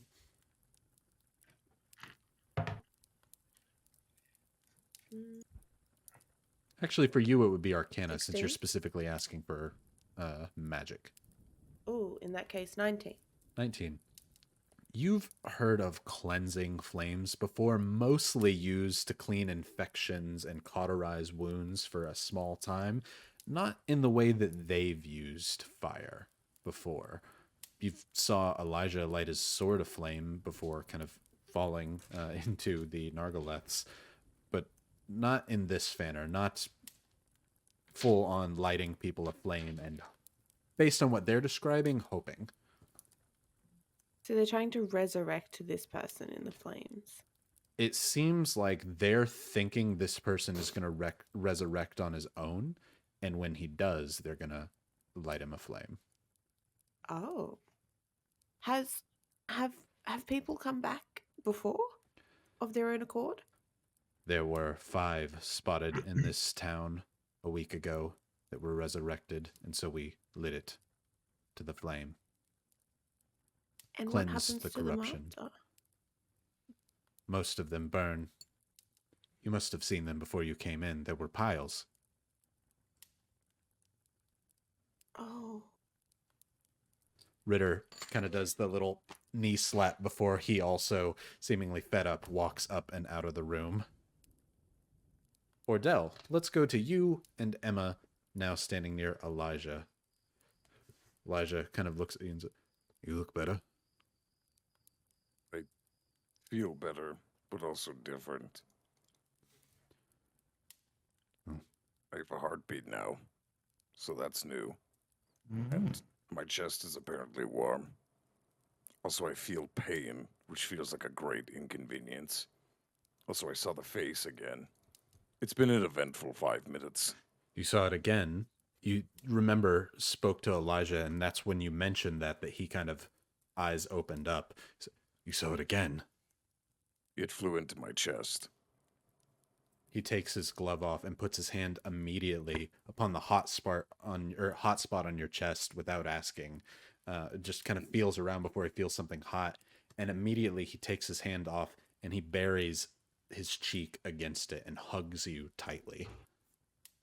Before at this Emma, point, you might as well get in on this. This is becoming the norm today. As I just like scoot Emma in, just shh, let it happen. Let it happen. I am opening up my social bubble now for one day. This opportunity will not come again. Emma, That's- you that's are inches from Elijah's face for a moment as Ordeal pulls you in, but you don't have to stay there. You can pull away. Yeah, I'm gonna pull away. As you pull away, you're like, that's okay. That's okay. You hear the cellar door open up and Ritter walks out, slamming the door behind him. As Elijah looks up at you and he grasps you by the cheeks of your face, Ordeal, and just kind of shakes you. Says, bless you, laddie. Bless you. Bless you. I didn't sneeze. It's in Ordel's character. I won't GFY you. But you know I want to. Oh, absolutely. He says, no. You are what we were looking for. We've been looking for someone revived of the flame. And for you to see a face in it twice, you're exactly what we're looking for. Well, I hope I don't disappoint, I suppose. No, just by being here, that's the hope we need. You'll come with us. We'll keep you safe, keep you all fed, give you good lodgings as we make our way north. Sounds incredible. Yes, thank you. Ritter comes over to Emma, who is kind of aside from Ordeal, not to break the party into three separate things, but Ritter says, hey, can I have just a moment with you? Sure. It was like, all I wanted was to sit on the side of this building, and everyone needs something from me. Come here. As he walks to the side. Emma's gonna limp following it. Like on a scale of 1 to 59, she's feeling about a 9 right now.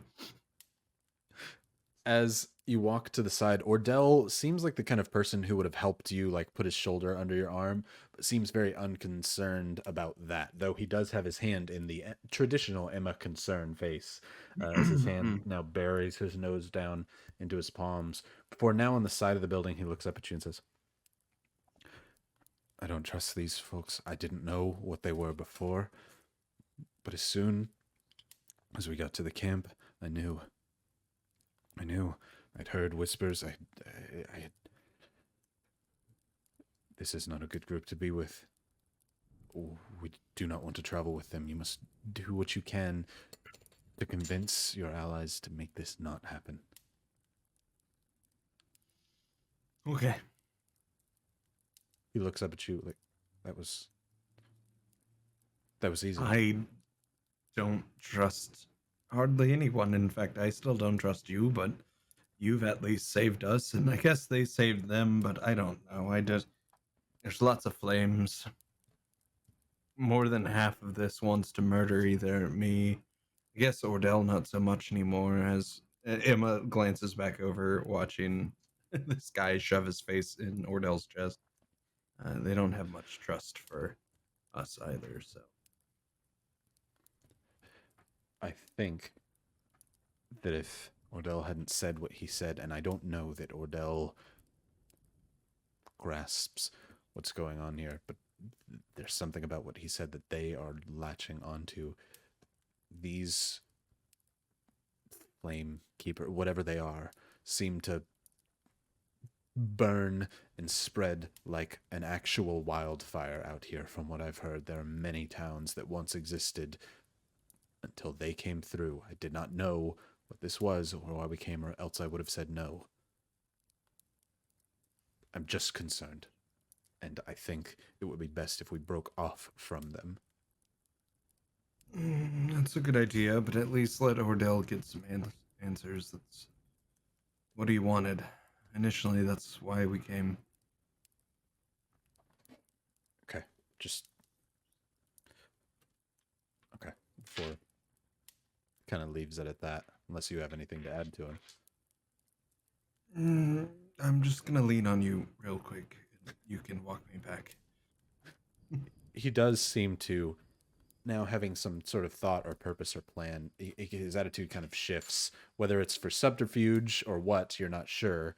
But he holds you under the shoulder and seems to walk with a little bit more purpose and pep in his step. As Ordeal, they return back around after your incredibly long bear hug with Elijah, who's, a big stocky man on his own, but you're starting to eclipse him as your muscles return to their former glory. As Winter, Ashrin, and XC down in the cellar, the warforged begin looking over this man's body and prodding at him with needles in their fingers, just like they were doing with Ordeal, seemingly looking for something. What are the three of you doing down here? Are you going to continue watching them work? I turn to Winter and I'm like, I know we said Ordeal would come back, but now I just feel a little intrusive being here. Yeah, should we go? I don't know if this Yep. I don't know And if these people wanted this to happen to them, right? yeah. I'm assuming you two are talking in a whisper. Yes. I'll Okay. message. Okay. Emma always, stressed the importance of getting permission for people to be brought back. But I look over at the body on the table. It doesn't seem like they asked for consent at all. I mean, maybe they have like a contract somewhere the person signed before they passed.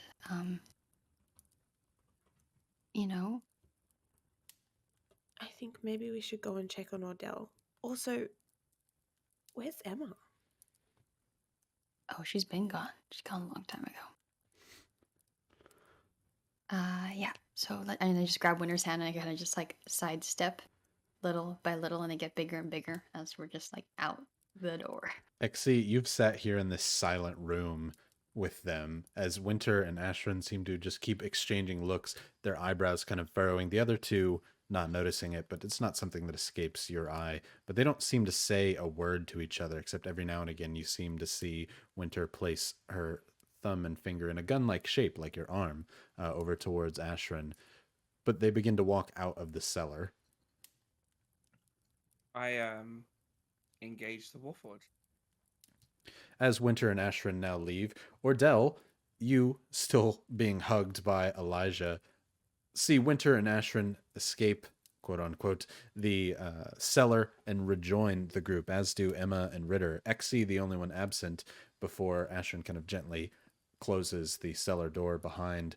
XC, you now stand next to the other two warforged, prodding over this corpse-like body. When was your creation date? Nearly 100 years ago. Understood. Were you created for a certain region or kingdom? Egron brought us back. That is where our keepers came from and sent us here. We have only recently made our journey into Old Korra. Understood. I was created for Ludroth. A warforged.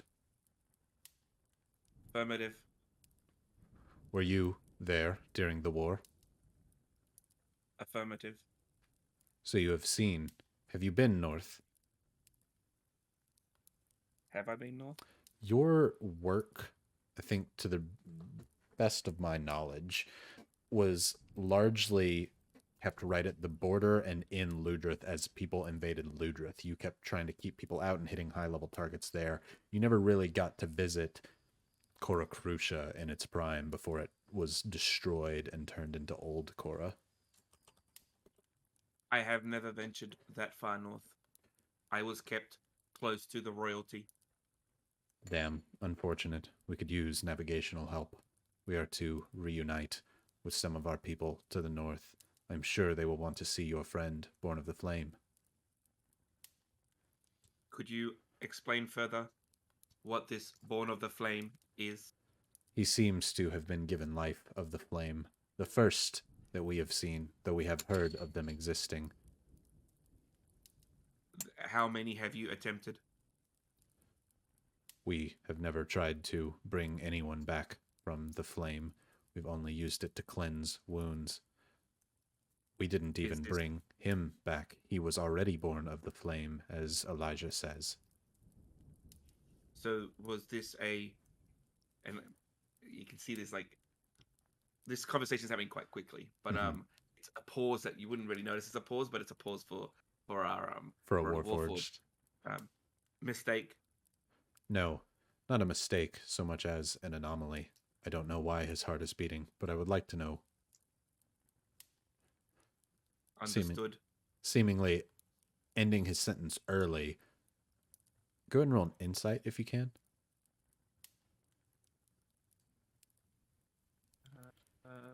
9 plus 7 is 16. 16. You do notice in a similar way where you were seeming to be searching for something, he seems to hold a bit of information away from you, pausing before just leaving it in the air, recognizing that his sentence stands on its own, but you could tell from the intonation in his voice that there should have been more to that sentence. Only another Warforged might have even picked up on it like you. No problem. I will lock that in for the moment. Yep. Do you currently have a prime directive? Yes. Get to the north, regroup with other keepers of the flame, and then set flame to the old capital. Understood. That diverges from my prime directive, but I will assist as long as our prime directives coincide. What is yours? I also now pause to protect royalty and high-ranking targets. Because you're telling the truth, correct? Correct. So no deception is needed from you, but I didn't know if you were in a way pausing to try and hide any additional information out of it. But since it doesn't seem like it, I'm not going to make you. As they look over to you, then why are you here? Because a high-ranking individual is here. Who? The one you have claimed to be born in flame now. As such, I need to inform you that if you do any harm, I will have to continue through my programming. I would hope to never have to harm him. Those odds seem small, though, as we discussed probability-wise before, it was either 50-50 or a 100% chance. Understood. And as such, if harm is done, there is a 100% chance I will then have to perform my duties onto you. Acceptable terms. You know, likewise, seemingly pausing once more, are there more of you?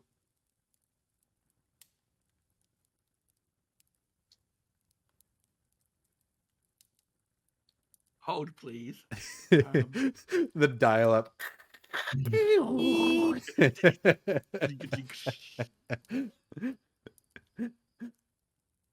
I do not know. There were more, but it has been over 200 years since I have seen another. There are more of us to the north. Understood. Looks down at the person before back up at you.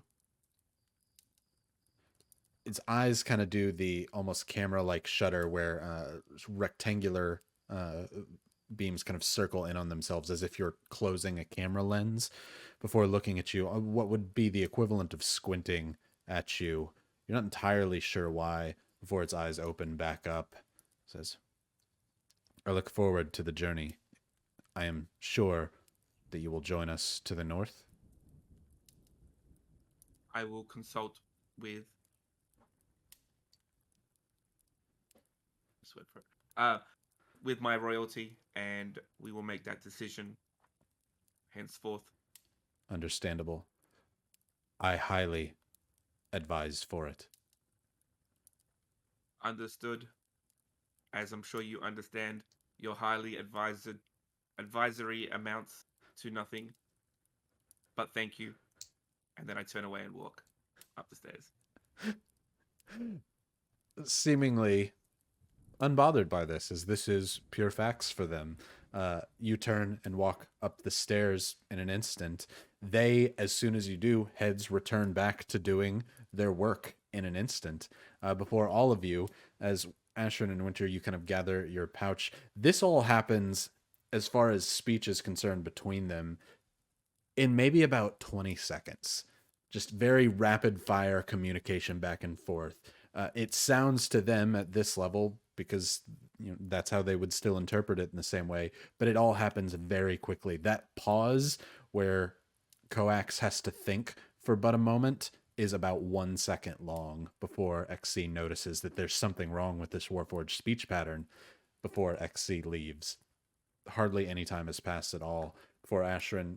It's just the act of you putting your pack back on after you've closed the gate before you hear XC open it once more and rejoin. The whole party now once back together, all looking at Elijah, staring and hugging Ordeal's chest very tightly. As it is 7:48, this is actually a decent place to pause for just a moment. Let's come back at 7:55, so 7-minute break. 7-minute break. We'll be right back. Sound good? Beautiful. See you all soon. Bye.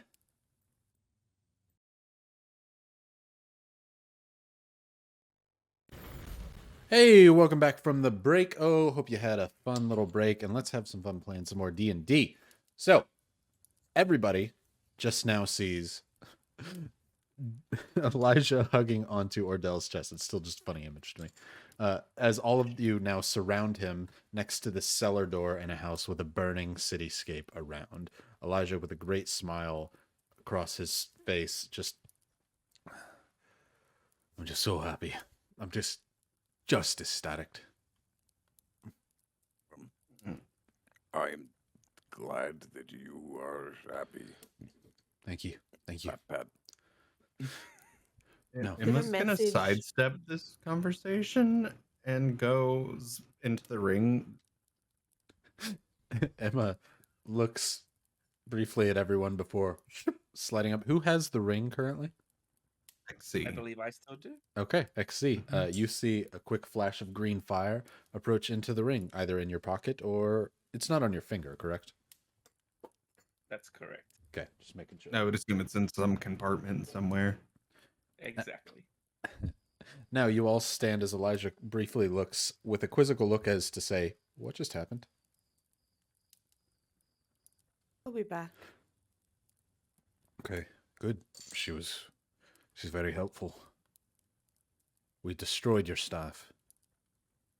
Oh, It's I've been told that's for the best. It was old dark magic. That's necromancy of the worst You're kind. not helping. You're still not helping, Ancient. Elijah. Powerful. Eh, Could have made Elijah. anybody a queen if they really Elijah. desired them to. What Not about really Elijah, I many have a people would have flask much of to say ale. on Is there? So how about this glowing in my chest, Elijah? what about the goblins? Oh. Yeah. Let's find you a cat. Do you like cats? Is it dead? I'm not. Wait, the cat or the goblins? Because that is a weird follow-up question to what I said. I'm going to be honest. You completely This is- sidestepped the cat thing. The cat. This Is the cat wh- dead? I could be into a dead cat. This is when Emma's gonna pop out. holding a bag, a black bag with something in it, and just sighs, looks at Ordell, and says, "Shh." Emma's gonna walk up to Winter with this bag, and she's gonna extend it out to Winter, and says, "I know you wanted to be a queen. You can still be one. You won't ever be mine, Okay, but weird way to try and cheer me up. I'm just more concerned about, like, they were good Just- goblins. just I just don't open want there to this, be a dead and cat in that I, bag. I'll take the goblins with me, and I can work on them for a while. But here, this is for you." And she's giving you a bag with something in it. I did that in the bag, Drew. Winter now holds a burlap bag. Do you look inside? I will look inside the bag. What does she see, Drew? Inside is it's a delicate black metal crown that has small sapphires encrusted on it. Thank you. This is really pretty. Maybe you should hold on to it, though. I don't think I might have to do some maturing before I'm ready to lead. Shit. I have to tell everyone to shut up tonight. And Emma's gonna take the crown out of the bag and put it on your head. Oh, okay. Thank you. Winter, you begin to hear a voice. I'm just kidding. I mean, you might.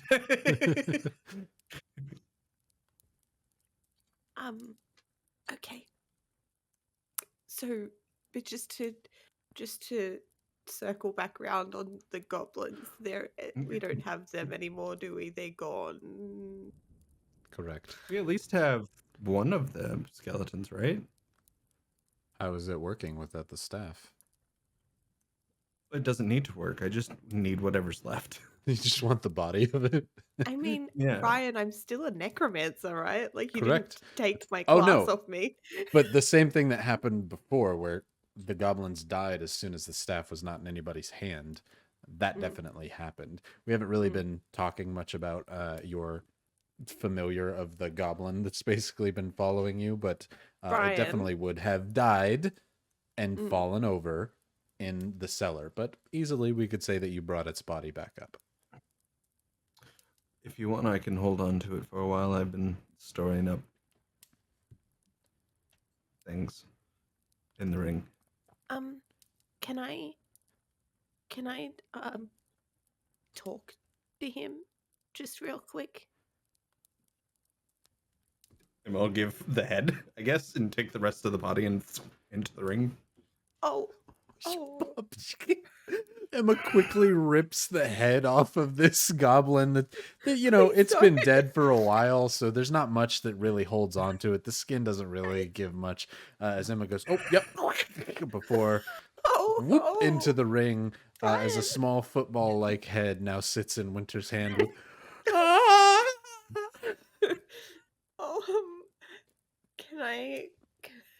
Can I hold on to Brian in one hand and then in the other get out my book and write, "Do you want to come back?" and draw a little picture of him with his head sewn back onto his body playing in a field? as you The draw question mark. in your book,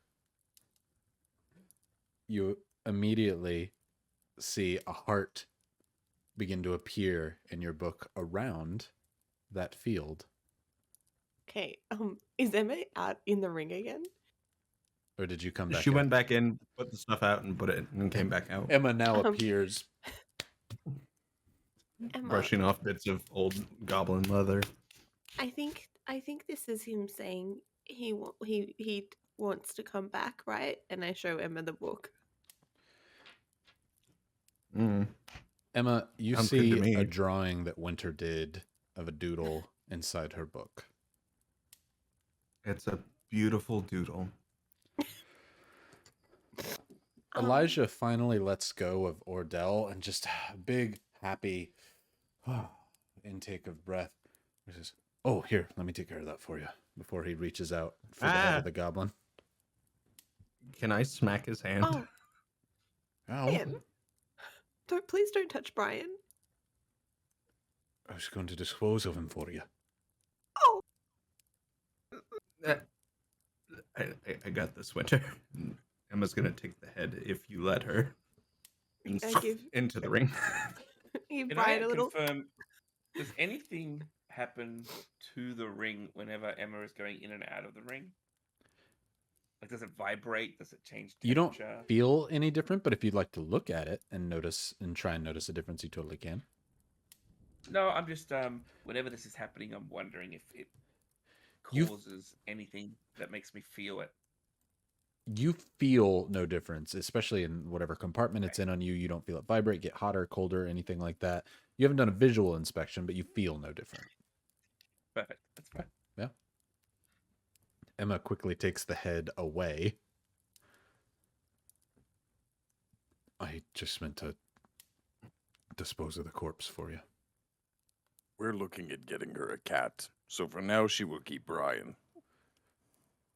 I've always been more of a dogman myself, but I understand. Well, I just don't agree. And Ordell walks away. Hey, big one. Hold on. Mm. Actually, I have some people that I'd like to introduce you to, if possible. Are they going to hug me? Possibly. None of them are as in touch with their emotions as I am. You paused for a long time before you said possibly, so I have a feeling there is going to be hugs. They're probably going to. They've been waiting for somebody like you for quite a time. Well, I will need my resident hug acceptors. As Ordell just grabs the shoulders of Winter and Ashrin, as hugs will be abound. Do you follow? Yup. Ordell's doing the whole thing of just being, they're hugging because they're happy, they're hugging because they're happy, they're hugging because they're happy. This is for them, not for me. This is for them, not for me. I'm gonna message Ordell and say, Ordell, do you feel safe?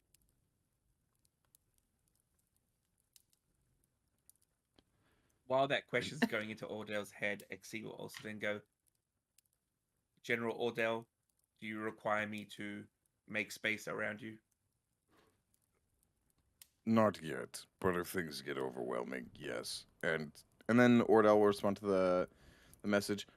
I don't know if I feel safe, but this is the most contact I've received in a long time, and it's a lot.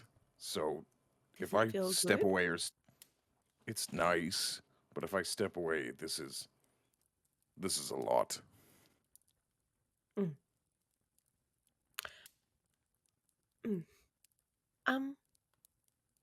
How do you, are you okay with them giving you a heartbeat? Do you want to be alive? Of course he does. Who wouldn't want to be alive? It's in his head. Oh, never mind. Um, Of course he does. I don't know what it is to be alive anymore, Winter. If I'm alive, that means dying will be much easier. And I don't know what happens after you die. I don't know what it's like to feel pain or touch or even what it means to be a person. So, I don't know.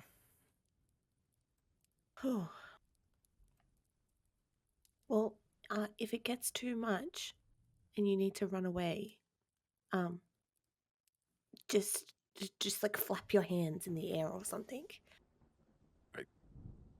And we'll I will distract do them. my best. I would appreciate that. Thank you, Winter. Okay, bye. Bye. I How hang do up. I end this call? Do I hang up or do you hang up? What does it mean that the call is still The going? party you've been trying to reach. I think now Ordell just has phone up to his nose. Why is it still recording me? Is this a TikTok? Did I do a tick? As you both kind of nod to each other, eager, quote unquote, Ordell, to help out those who feel like they need a hug. you're willing to go with Elijah as he kind of walks backwards. Come, there's some people I'd like you to meet. Yes. How do I look, everybody? Do you want to wear the crown? I have never You worn a look crown before. using your eyes. Queen for a day. I jump up and put the crown. Ordell, you do have to lean down quite a bit, and you do not look near as tough as you once did as your muscles slowly begin to reform themselves. But you have a solid black crown with sapphires. You definitely look more regal than you ever have in your shirtless, crowned form. You look handsome. I feel handsome. Is this what wearing crowns is like?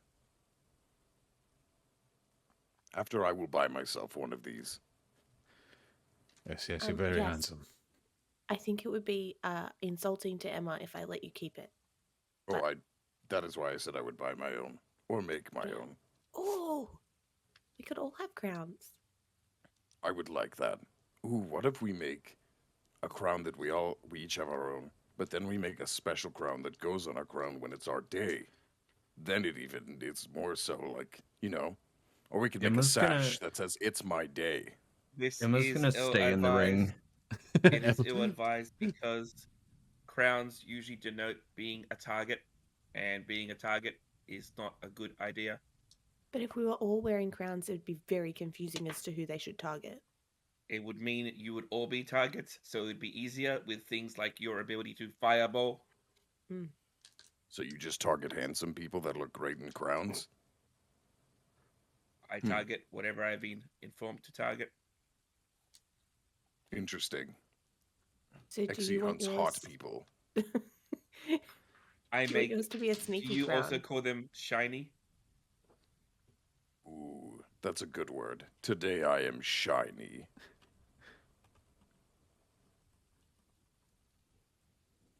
I have been procrastinating wearing this crown so I don't have to hug people. This is kind of the worst, I'm going to be honest. Ordell, The crown or the hugs? Oh, I like the crown. The crown Okay. is staying here until I get a new one. I won't steal it from Emma, though. I know Emma made it for you because you're the queen. But I will say it brings a new confidence. I'm already tall and stuff. I just keep talking. I talk when I'm nervous, which isn't a thing I normally do. This has been 5 minutes ago, I was big stinky monster people were looking at, and I was dying, and now I'm being hugged by every second person, it's great. It's I hug nice. Ordell. Immune Well- therapy. It'd be Ordell, I really do. great. Oh no, go ahead. I do have to say that the hugging is kind of your fault. You kind of hugged me first, and then that kind of told me that you're okay with the physical touch. So then I kind of reciprocated with like holding your hand, and it just kind of like snowballed. So really, you started it. Also, I- you're so warm now. This is fair, all points everyone is making, that I started the hugs. But let that be known, I was doing it for other people, not because I need hugs. These are nice hugs. Okay, we should go. So Ordell just gets super flustered. as you started walking before having this conversation about crowns and hugs, Elijah stands there looking quite confused before Ordell says, "We should go." And now, like, leading past Elijah's like, "Oh, good. Okay, I'm very excited." Do the rest of you follow them? I do. Follow after always our step king just Ordell. behind. Perfect. As you're walking, you begin to hear the distant, though not quite upon you, sounds of thunder roiling off to the south. Not like the thunder that you see towards the northern inner part of Korra, but an actual storm seeming to approach your direction. As you approach this small gathering of people, much that you have seen before, you see that very angry looking woman who stared at you, Emma. You see another group of several, what seem to be mostly human and half-elven men. Among this group, she seems to stand alone as the only woman here. There's maybe about half a dozen people in total, not including Elijah, that all stand around a mound of corpses with fresh smoke drifting upwards and off them. Elijah says, I can't believe I get to say this, but I actually am very excited for you all to meet this undead here. He's exactly who we've been waiting. Great. Let's continue this inside. He's who we've been waiting for. And you see many people look up at the rain and feel the drops on their skin before a smile kind of approaches over their face, as there's a nearby building that is still somewhat standing. It definitely used to be a 2-story building, but the bottom floor of it is still held up on its own with some embers kind of up at the top, for Elijah walks over and opens the door to invite everyone inside as the rain slowly begins to get a little bit closer and a little bit louder. Do you all go inside? Beautiful. I go wherever Ordeal goes. I go where XC goes because I'm in the ring. Winter follows wherever Emma goes because Queen, and Ashrin follows Winter just for safety, but Ordeal really wants to make sure that Ashrin's okay, so he's going to follow her. I follow the exposition. Yeah, everyone's just constantly going in a circle, and Ritter and Elijah are like, what is going on with these people? As you enter quickly inside, you can hear the rain begin to pick up. Almost a very flash-like flood almost comes in of rain. It's not an actual flash flood, but a huge torrent of water and wind starts coming. You can hear the sizzling from the floor above where the raindrops hit the smoldering embers that still remain on this building here. But you're now in a very small, what would have been a small family's home on the first floor here. There is a kitchen, a single table, a couch, and a hearth that one of them immediately goes to light with tinder to keep warm inside here. All of you are basically able to have somewhat room to yourself, but there's not a lot of room here. And with the rain outside, it's a little bit more comfortable than staying out in the rain, but it's crowded. It's like being in a crowded bar. As Elijah has everyone now with the flame light being able to see inside here, says, this one here, can you show him the pattern on your chest? Can you do the thing that you did before? Yes. And Ordel's gonna rage. As your tattoos quickly begin to glow, Ordel, you feel your heart for the first time on your own without touching it with your hand pump heavily and fast and thudding against your chest. XC, you can actually see the skin on his chest move up and down in time with a heartbeat. Very briefly, as it just kind of as begins to glow, you hear a loud kind of gasp, rudder over the crowd, move over the crowd. I don't even know what a rudder is. It moves over the crowd as all of them are in awe at this symbol here. All of them take their gloved hands off, and marks seeming to be burned into them, much like Elijah, move over, and all of them begin touching your chest, feeling the heat coming off of it. You are raging. This may make you mad. Do you still let them?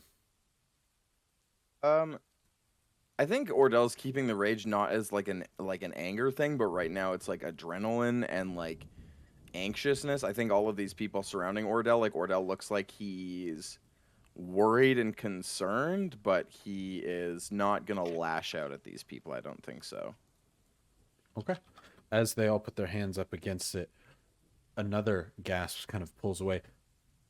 All of them now seeming to kind of self-congratulate each other. Yeah! As they kind of push each other on the shoulders.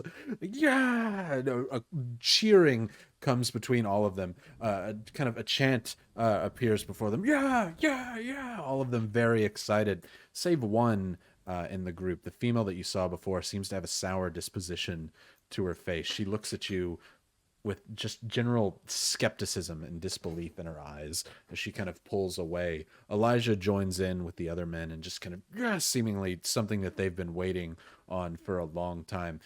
Elijah is not the only one who grasps you by the cheeks and just kind of shakes you by the shoulder. All of you, essentially, whether you're cheering or not, get swept up in some sort of hug except for Emma, who is very noticeably not there because in the ring. If anyone tries to hug me, They're gonna try. cool. Anyone who comes close to me, I'm gonna use my standard statement. Human contact is not advised. Programming denotes contact other than maintenance or combat, and then I pull out my gun. We can celebrate from afar. As I was about to say, I'm staying in the ring. it's not something that they're unused to, since they apparently know Warforged. They're not taken aback or take too much offense to this, but they still continue on with their revelry here. As Elijah says, all right, calm down. This is a very good thing. The flame gifted it to me. I sat there staring upon it in the forest, alone, in the dark, seeking answers. And what did I see? Save some skeletons and a big undead brute come walking out the forest. And that brute is exactly who we were looking for. I know there's many of you. You're the first that we found, and we're excited. We need you. And the men here, they needed you. They needed some motivation. Please, I ask of you with great sincerity and love in my heart, and hope that you will answer yes to allow us to escort you north. We have a small encampment there with several of our leaders, and they need to see you. They need to see this. You don't know the importance that you've brought towards us. I'm just so thankful. Today is my day, so I will get to decide how we start. Every day can be your no. day. I don't care. Whatever you want. We'll help you out. We'll protect you. You won't have to lift a finger. As much as I appreciate that, I also value that the lives and opinions of my friends here. I would like them to be treated well, and if any of them feels uncomfortable with the journey, I may need to leave with them. Is that Ritter acceptable? speaks up, actually, as you say that. Yeah, we actually had our own path to trudge. We have our own task before we could even think about joining you. Isn't that right? Kind of looks very much alone here, trying to say, like, you kind of all get that Ritter is not a fan of this, but Emma, you are in the ring unless you come out. Yeah, Emma would probably come out hearing Ritter say that. Like, I'd have to agree. Maybe we should talk about it as a group first. Yes, do you have a private space for all of us? And maybe something to eat and some water. My friends here, and he puts his hands on Winter and Ashern, have not eaten or had drink today. Ordeal, are you hungry? Am I? You are not. Okay. No, but I will try and eat something because maybe I can taste things now if I can feel. Give you all the time that you need. I just think that truly we've come into something here that's just... You don't know how good you will be treated, all of you, for bringing this forth. Even you, kind of looking to Emma, we would easily make an exception, knowing that you're not of Coracrucian, having rid you of that horrible Coracrucian staff curse. You're now free and cleansed. We will do all that we can to provide you with safety on the long journey, but we will also give you privacy as asked. We'll go fetch you food, and we'll be right back. As Thank you. Elijah opens the door, heavy amounts of rain is suddenly heard as the door swings open, and he kind of has to hold it there as wind holds it. You hear some groan from the other people who have to walk out in the rain before everybody leaves and the door closes. I need everybody to roll me a perception check. Ordell does say, like, when they all leave, I meant we find somewhere because we're in smaller numbers, but I will say it is kind of neat to be able to kind of control a room like that. My word. Yeah. 19. Don't let it get to 22. your head. 19, 16. 22. Perception? 21, 15. 16, and Asher? 16. 16. All of you, as the door close, you turn to look towards each other to speak before you notice the woman is still there and hasn't left. The door now closed, the rain lessened in its sound. She stares at you, arms crossed, without saying a word. I Did you want us to go somewhere else, or? She stands up. She walks up towards Ordeal and looks at him dead in the eye. Before she turns and walks over to Emma and gets inches from your face. Before she walks to the door, opens it, closes it, and leaves. she Good read to our know. minds. No, it's you know that look. Odell, you know that look well. Yes, I know that look. I just wanted to make light of. Today has been a lot. And Ordell just slams down and sits on whatever the nearest area to sit is, and just does a whole whoo.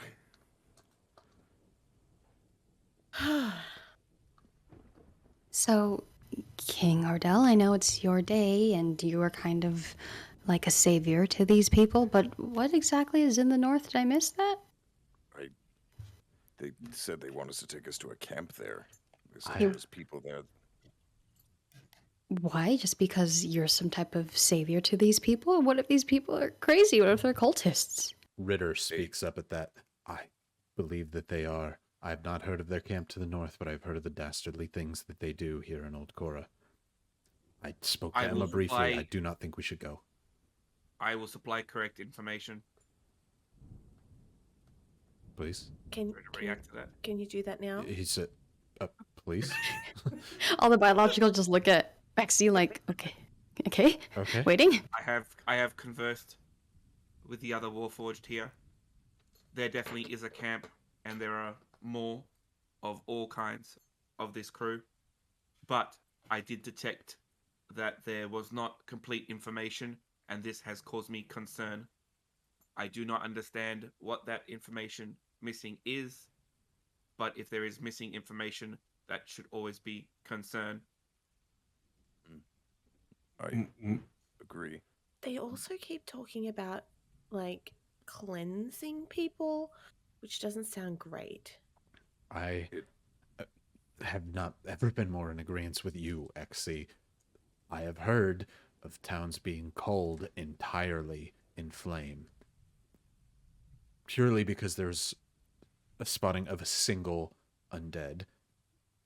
Entire unwilling colonies wiped out. I don't know that this is them, but Your contexture is a leap of faith. We have seen their flame, and it has actually healed multiple party members. yes, it has. I just worry. I don't You want are allowed to sound worry. You are a biological. Don't want to sound selfish. But what if I could find out where all of this, And he indicates to himself. started? Emma, you know where you came from. And it is you have told me it is sad and frustrating. I don't know if I have anything to be sad about. I don't know if I have something to be happy about or something to find. I have wondered, and I'm in a place where I am so close I can feel it. There's a face I keep seeing in fire, and that face, it knows me. And if none of you want to come, I understand, and I will still follow you all. Because I can't make this all about following something. These could be people that immediately kill us when we get to the north. It could be. But they did save Winter. And they saved me. to be fair, on multiple accounts, they didn't know that they were going to save you, as they told you themselves. There was a 50-50 chance. I wasn't there for that conversation. I don't know this. I'll say Ordeal Some- filled Emma in because I feel Okay. like that's a fair point to bring up in this conversation. They told you they didn't know if you were going to either burn or be fine. And to another point, sometimes it's okay not knowing your past. If I could forget my past, sorry, Loki's in the background crying because I'm not Aw. giving him attention. I love you, Loki. Sometimes it's better not knowing your past, as I wish I hadn't known mine. The reason I had left the room where everyone was burning, and then Emma's going to use the silent image to create that altar surrounded by the Goldcrest family doing the experiments behind her, with Emma literally burning with green flame. Sometimes it's just better not knowing your past. While I agree that it is difficult, your past is something that you have left behind and become better for. Emma, you have established that you are not only a powerful caster who's close to their faith, you are a very unique and brilliant person. I don't know who I am. And sure, I have figured things out, but I don't know how this started. I might have had a life. I might have had a family. I might still have those things. I might not. I can tell you what I know of you now. You are a good person. You've saved us all multiple times. You've always been good to us. But if you want to know more about your past, that's something I can't tell you not to look more into. I think that if this is something that's important to you, Ordeal, then cautiously we should help you find out about it. I can confirm that these people do adore you. Even the autonomous mechanical units saw you as a kind of wonder.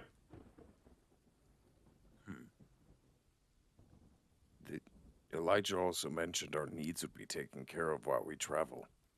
We are out of water, and we are running low on food. That cured meat I have is running low. If there's people that will feed you and take care of you, I don't think we even have the luxury to say no to that.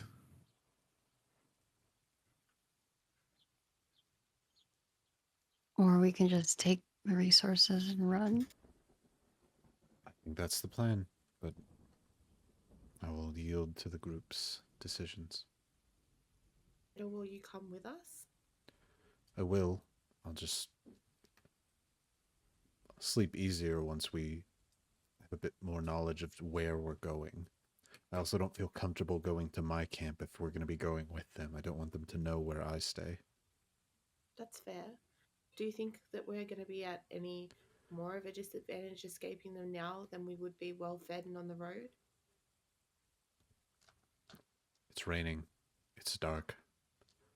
I can try and get us out of here if that's something that we want to do. But I don't know them. I don't know what they're truly capable of. All I know is of a myth that things are burning and they like to burn things. I just am cautious. How about this, Ritter? Before they enter, we all decide a few questions, 3 to 5.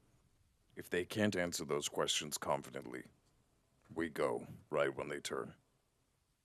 Where we're going, how we'll get there, and if our safety is assured.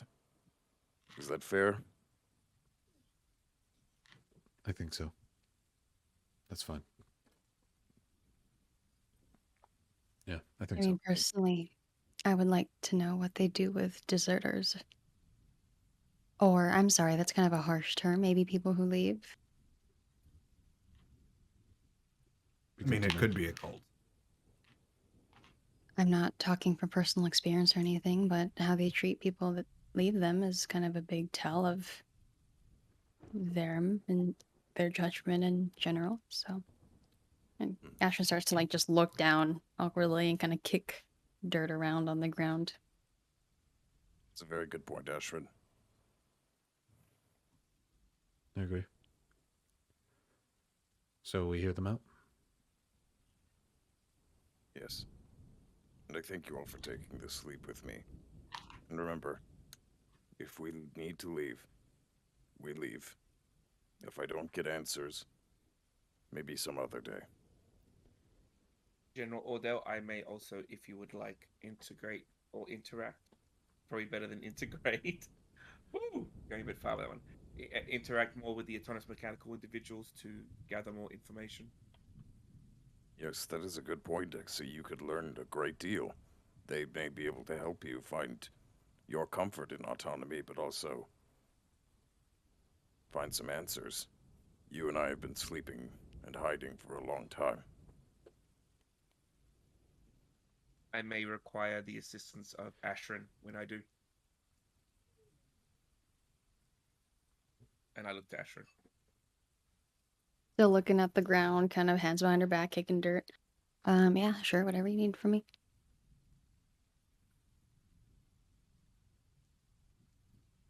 Okay. We'll just be cautious then. Thank you, Ritter. Of course. Ritter sits down on the couch nearby and just kind of pulls out an arrow and just starts twiddling with it, trying to make sure that the strings holding the actual broadhead are held in tightly and essentially prepping in case something has to happen that doesn't really want to. Also, on your time, Ritter, we should discuss what happened earlier. No one is upset at you. We just want to make sure that you are okay. We have a moment here. If they come back, I will stop talking, but I think Winter should get an inspiration, as should Emma, for the dog and the child. Personally, if they come in the middle of me giving them an inspiration, I will understand, but also, Words Mythologic, I didn't have to pause. I think I'm giving the first chat GFY of the season, and it's appropriate that it happens on episode 10, because they said today has been an ordeal.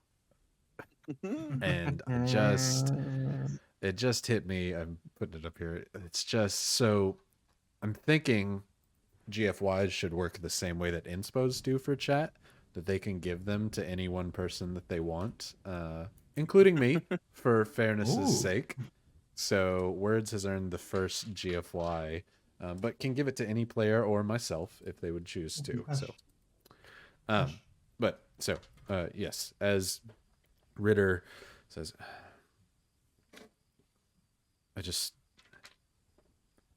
that thing that we killed, that wasn't, whatever that was, it wasn't a monster. It was now, but I don't have the best way to explain it, but that was a boy, a young boy. That blue apparition that you saw, I made that happen. I can do that. That was, whatever it was made from the soul of a young boy. And I don't know. It just felt wrong. I had a hard time fighting that thing. I know that in necromancy, I've killed risen children that been to attack us, but they're just doing their necromancer's bidding. There's nothing they can do about that. I don't know what this was that seemed so alive and angry, but it had a soul. When I shoot undead, nothing happens. They just get shot. But this was different entirely.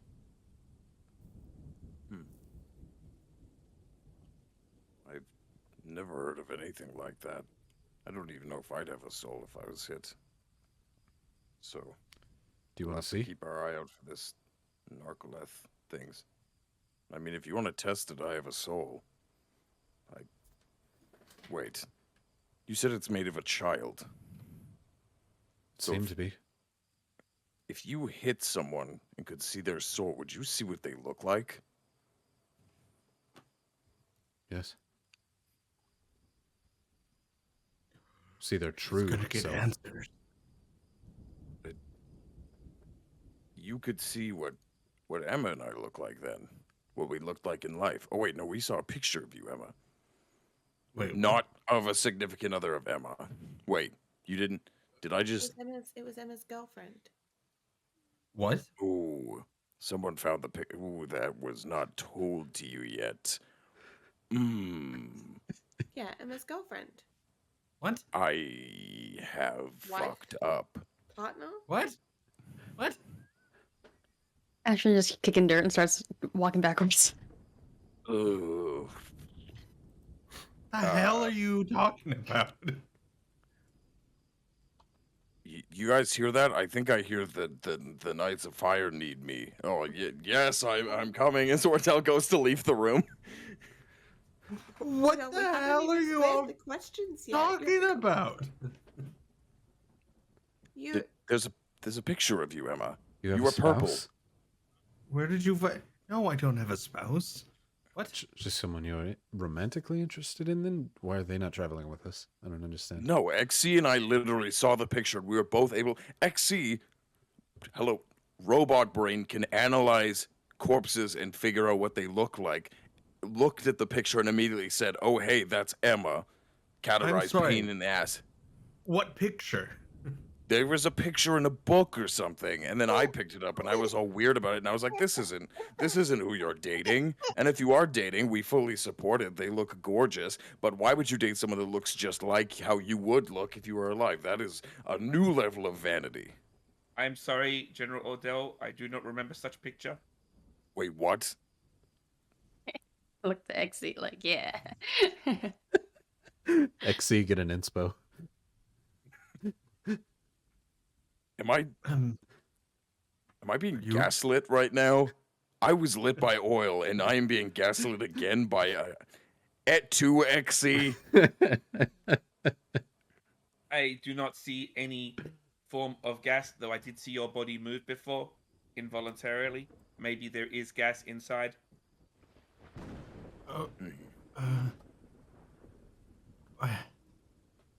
Can we just get back to the questions? Yes, Ordeal gets the GFY words said, by the way. that's completely fair. Let's ask the questions. Also, I really want to be, at some point when it's safe, I want to be hit by one of those arrows because I want to see what my soul don't- looks like. And if I don't have to hit you with an soul- arrow. Calm, Jesus. Or Jesus, I guess would be the proper. Wait, Gods, what? I don't have to hit you with an arrow. I have to do that on people who aren't willing, but I can just look. I can just see if you would allow me to. That I seems mean, like I that would don't see clear no up a lot harm. of issues. Yeah.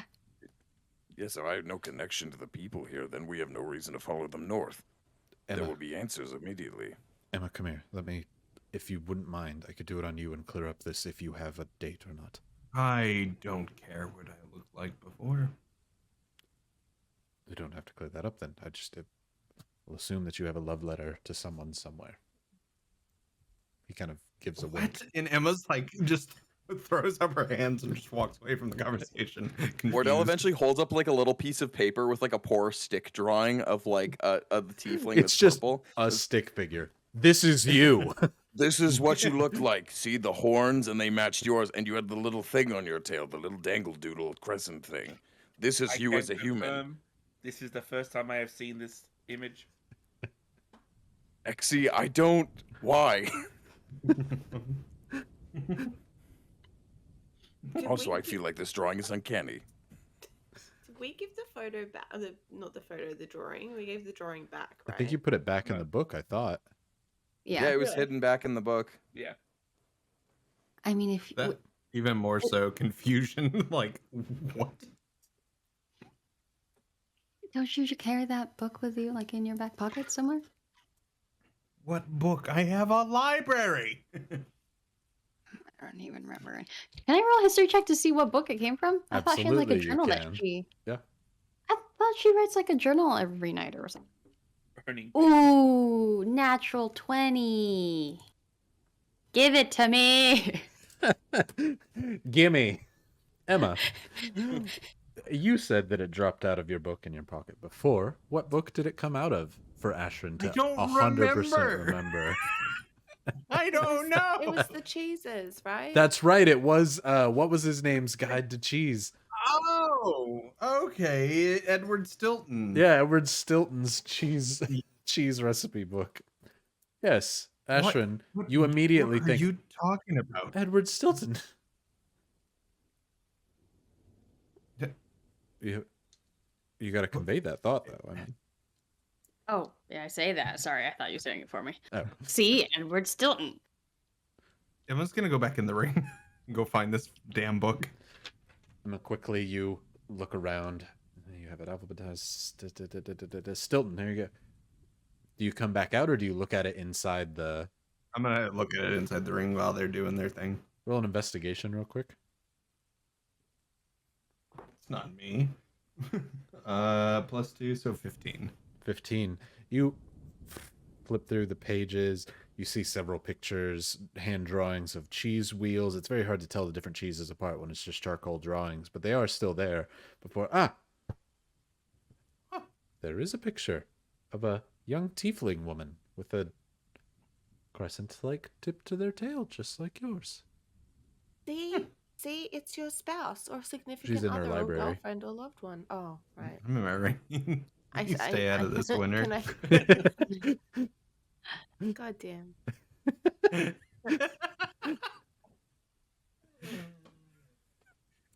Do you come back out, Why Emma? are you so upset? Sorry, he's just in the background. Oh. Same. I feel you, bud, but stop. Yeah, I'll come back out because I'm kind of curious to see this whole Ordeal Ritter thing. So you whoosh back out. Do you bring the picture with you? No, I'm gonna leave it in there. Okay. Everyone kind of looks at you. I couldn't find it. Roll a deception. Do I believe her? Yeah. I'm gonna use a Let's- knowledge from a past life to make this even more stupid. Ooh. 24. God damn it, 22. I got a 23 with Ritter. Ah! I got a 24. Ordell got a 27. Winter and Ordeal. Xe, do you also insight this? I'm not inciting this now. Xe doesn't matter. You're gonna lie about it anyway. Winter and Ordeal are thoroughly like bullshit. Nuh-uh. I know the look of those bones. Definitely saw her. Okay, can we worry about this later? And we're not dealing with a flame cult. Are you blushing? I can't tell because you don't have skin or blood No. inside. That time you didn't even try and hide the lie. All right. Okay. Let's do this soul thing, figure out our questions, and address Emma's not spouse. Probably Later. spouse. Definitely Not a spouse. Definitely spouse. It's not a spouse as much as that staff was a stick. What? This What? What? So you What? mean it was a staff? Oh my god. Can we please, Ritter?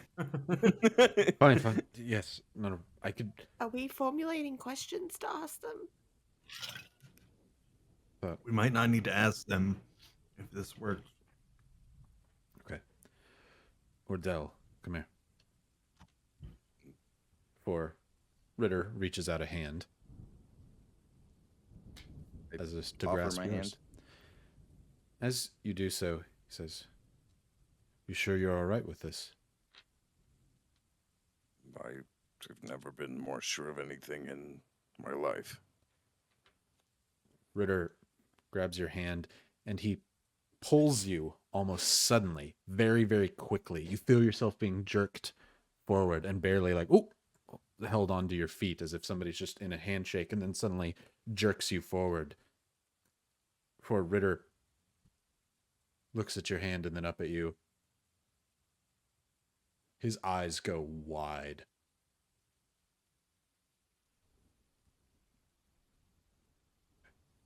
You're not alone in there.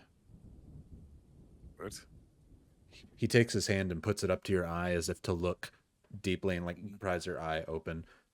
Are you okay? Yes, maybe. I feel okay. You sure? This normally works. Can I try the arrow? Yes. I mean, what? Wait, did it not work? I should be able to pull you out. You were willing to do this. I should be able to see yours willingly, easily. There's something holding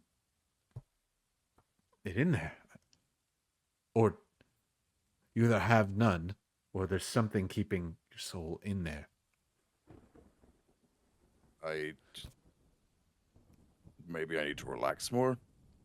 Yeah, let's try that again before he goes to reach for your hand and pulls once more. You can feel Ritter's not a strong guy, but the pull in your weakened state almost dislocates your shoulder. It just kind of hurts. You can feel it kind of pop and immediately go back in, you know? Ooh. Well, if my soul was in my shoulder, you got it. Hold on, before I shoot you, Winter, can I see your hand? Sure. Are you alright with me trying this on you? Is it gonna hurt? Not at all. Then okay. For he quickly pulls, just like he did on Ordeal, except you feel no resistance or pull as he does so. But a spectral, bright blue version of Winter now stands next to her. As Winter, you see yourself like a mirror reflected, standing near each other, as Ritter holds hands with your, as he called it, soul, this bright blue version that illuminates the room. Before he lets go, Winter looks at you, as both of you kind of, in a similar nature, both still good-natured Winters, look at each other and smile, and before Ritter lets go with his hand, and you feel it almost suck back into your body. Oh. Me.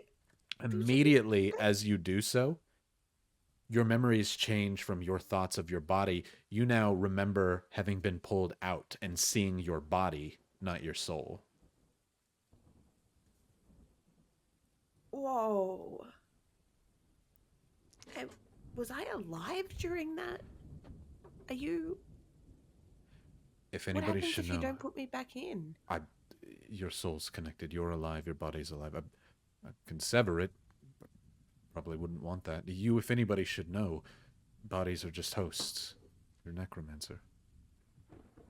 Yes, I'm a very good necromancer. I did know that. Sorry, that got me. You should know. That's... But I can't seem to do it for you. So he looks to Ordeal. Well, try the arrow. Then let's get these questions. Can you not aim for, like, my head, just like an arm or something? Your arm, is that where you want me to hit? Sure. Okay. Could you just poke him with the arrow? Do you have to fire it at him? I don't have to fire it, no. He pulls out a small knife.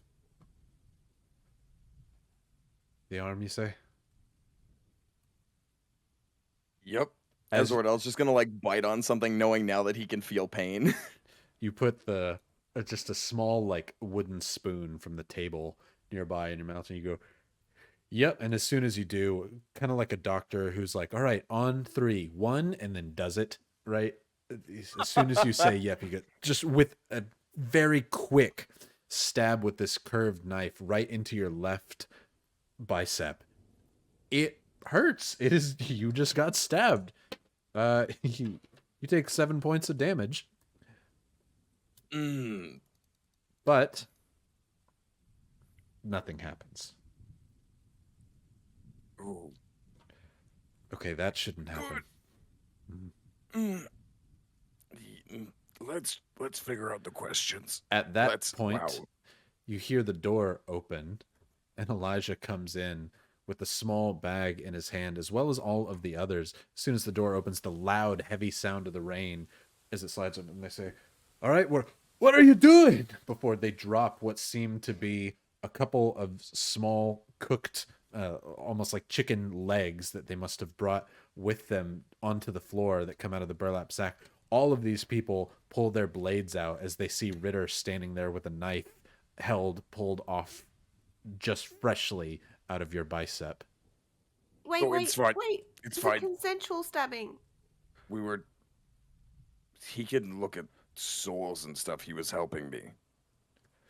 Ritter, as you say that, bites heavily onto his hand, for Elijah looks over and says, "You what?" He said he can look at holes. And he was helping him to repair the hole that is in his arm now. Yep. When I got he hit fell, with an arrow. Yeah. He fell onto an arrow and now there's a hole. To be Ish- exact, it was not an arrow. It is like an arrow. I shot him, and we have not fixed the issue. Yes, it was a misfire. I'm sorry, Exy. I'm unfamiliar with what your arrows are called that shoot out of your arm. It is okay. It was not a misfire. I was attempting to make Ordeal go down the chute faster, but unfortunately, the mathematics did not equate to your magic levitation. I turned to sort of continue talking to the group just walked in. As I'm sure you all know, magic levitation does not compute well with science, unfortunately. And even though, and I pull out my gun, in a nice big flare of it, even though a bullet has substantial force and I fire it, bang, Shoots I'll lose through a the bullet. Shoots through the roof. A This sudden force was not enough to bunch of counteract water comes the magic inwards. of levitation.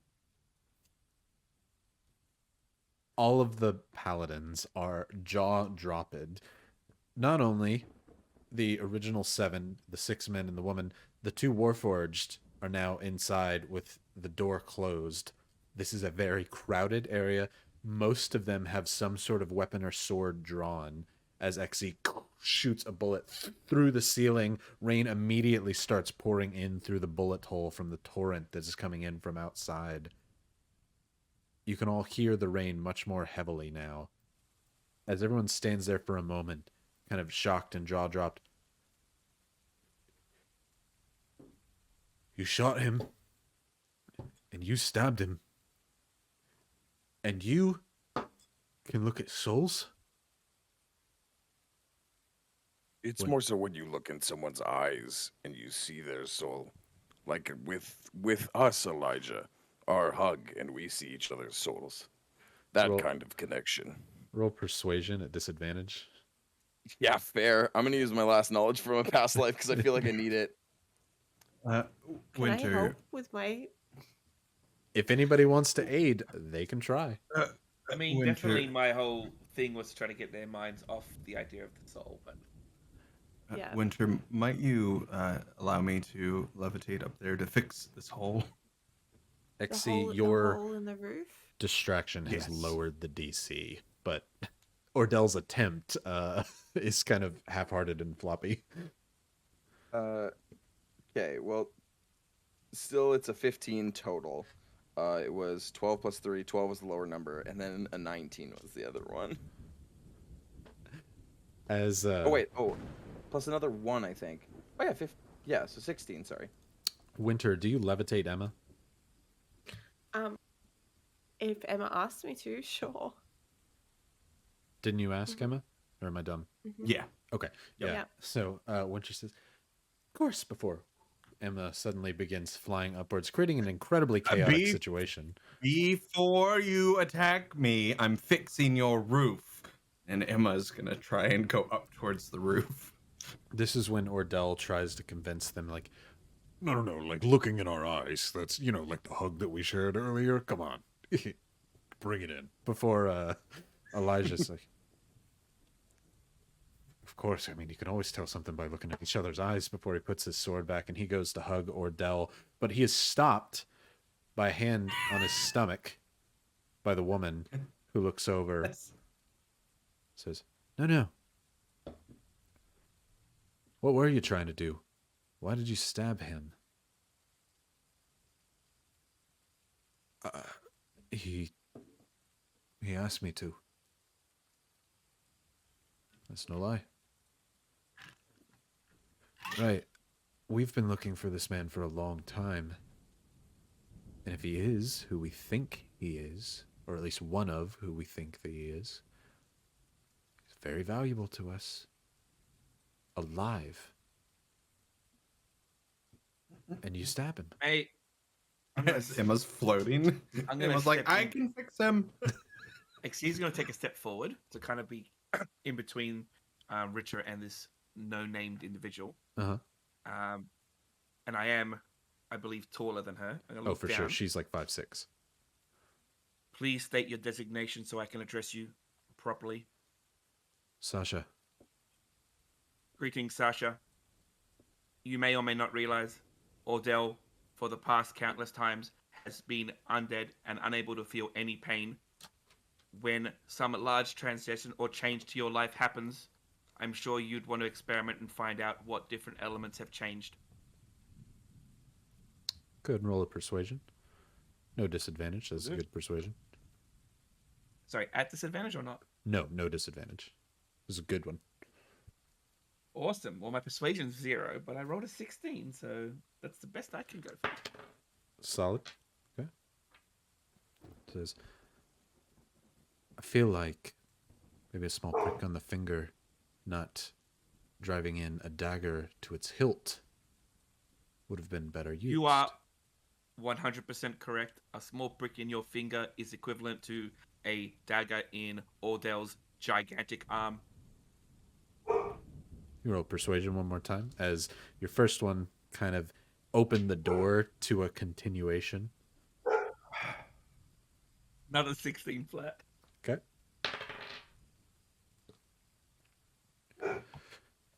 Sasha then walks just a step forward in an almost intimidating manner.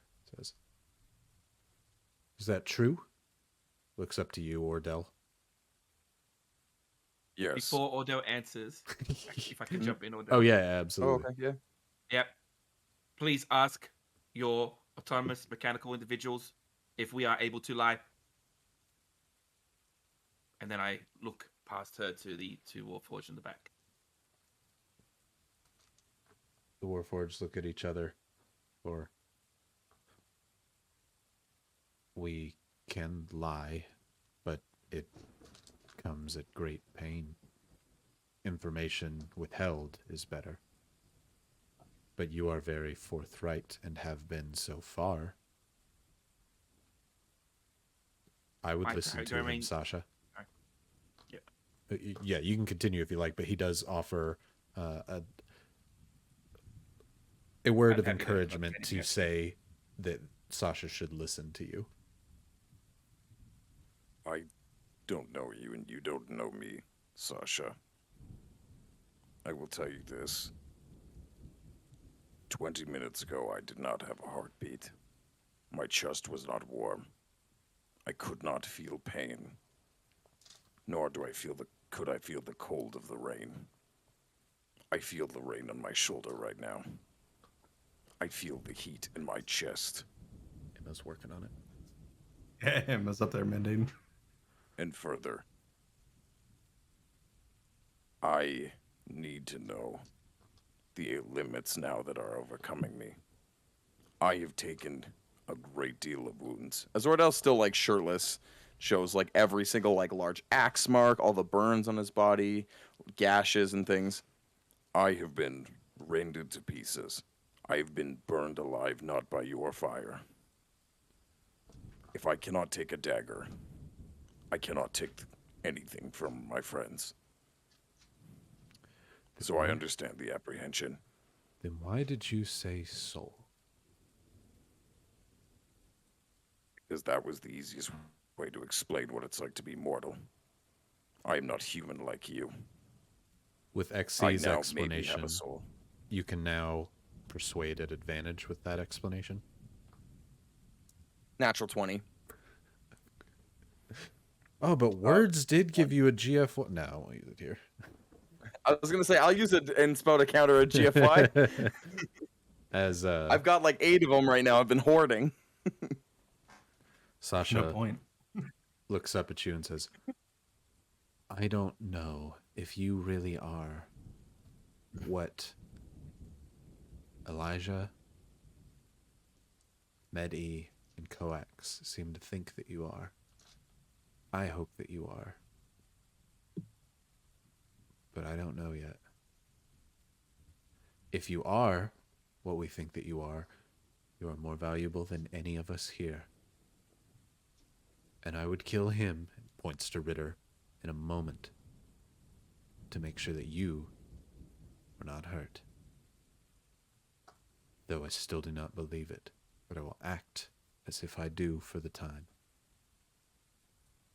No matter who I am to you, even if I am this person you all hope I am, know I have one tenant and one only. I do not trade lives. You will not slay him on the behalf of me.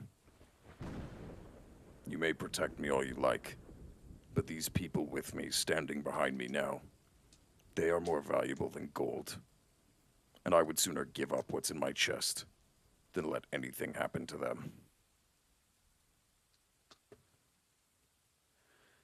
And let's not forget the spooky undead lady fixing your roof. Do you Yes, say thank that? you. My shoulder is much drier. Yeah. As Ordeal tries to convey the importance of his allies to him, Emma, and let's not forget the undead lady fixing our roof. She goes, I could never forget. But seeming to have a Are you great not distaste dry? for you. At about this point, you finish and completely coat the wood there with additional new wood. At least stemming that hole. This is only the floor above you of what used to be a second story. There are still drips of water that come down through here. Oops. Before it says, but fine. I'm fine with your party. Most of you I would like to get to know more. But if any of them should attack you until we know more, I don't think any one of us here would hesitate. We've been looking for someone like you for a long time. Now, But wait.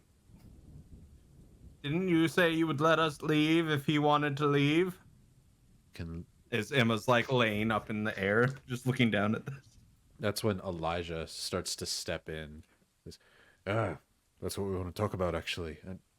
Sorry, but he pulls the chicken and the burlap off the ground. It's a bit damp now, but he sets it on the table. There's maybe about a dozen or so cooked chicken legs here for anybody to eat if you'd like. Elijah pulls up a chair on one end of the table. There's enough room for all of you except one, but that doesn't matter. Ritter is definitely not going to join in to sit down if you'd like, but the others, all the other paladins stand. But Elijah sits down on one end of the table and says, please, if you'd like. But that's what we want to talk about. Obviously, we cannot force you to go to the north. But you don't know me. I'm a stranger to you. I hope that maybe what we did here today would earn us some truth and good favor. It has. Good. Well, all of this, as he kind of just gestures out a nearby window and the burning of the town that's coated in rain, all of this is because of that Coracrucian rot, that plague that's still here. We're trying to get rid of it. We can't do it without real flame, sacred flame. That's what we need. We cannot do it just on our own. We think you have it in you. I have several questions before we leave. If we leave.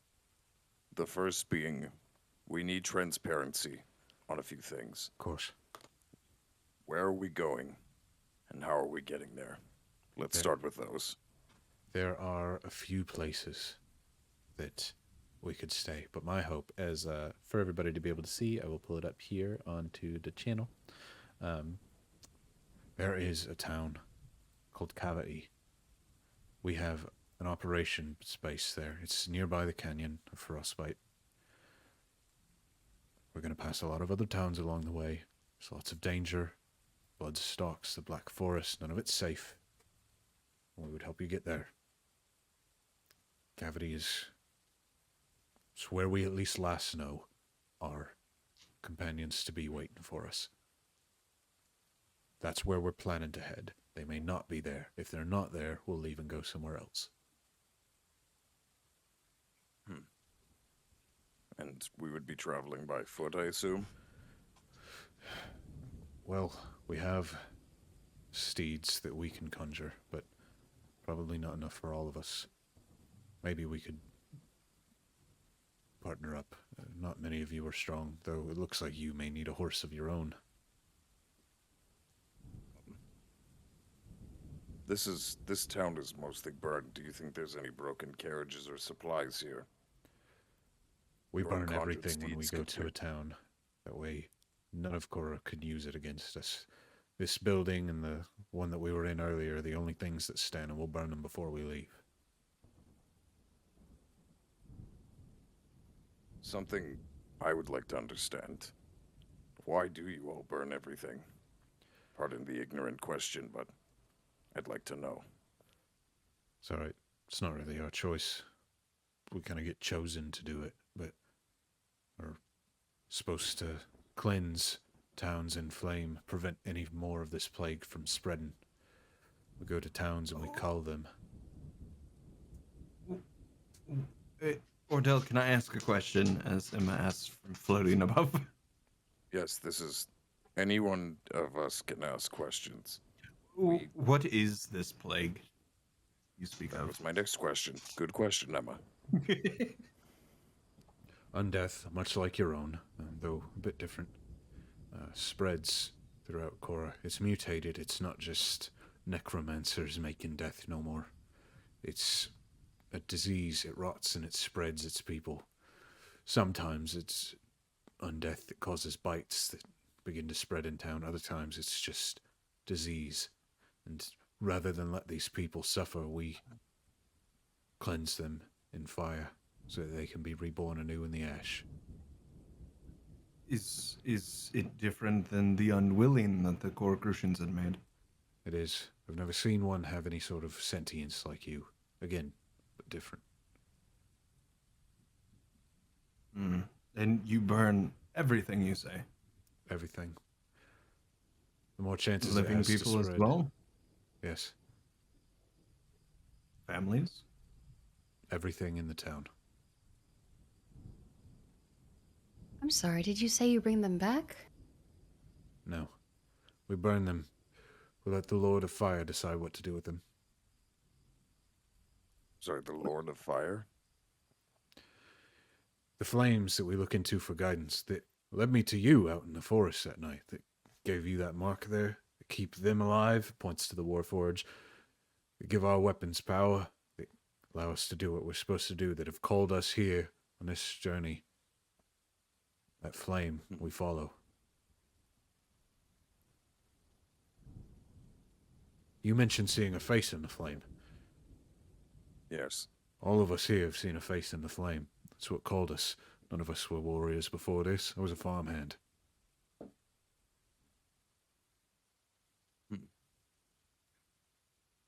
Said that that Ordeal was one of the individuals you were looking for. Yeah, we've heard of, we don't know what to call them, but we've been calling them the Reborn. They're all like you. We know that there's more, but we just hope to find some of them out here. We hope that We can find them, use the flame to help us cleanse Cora once and for all. This rot that spreads this land, because then from the ashes can rise anew, and a new nation can come and bring prosperity to its people out here. No longer will we have to worry about this plague and this death spreading, possibly coming into lands like Agron and Ludrith. I've even heard whispers of it sometimes going out in Obervane. And we know it starts here. We just mean to stop it.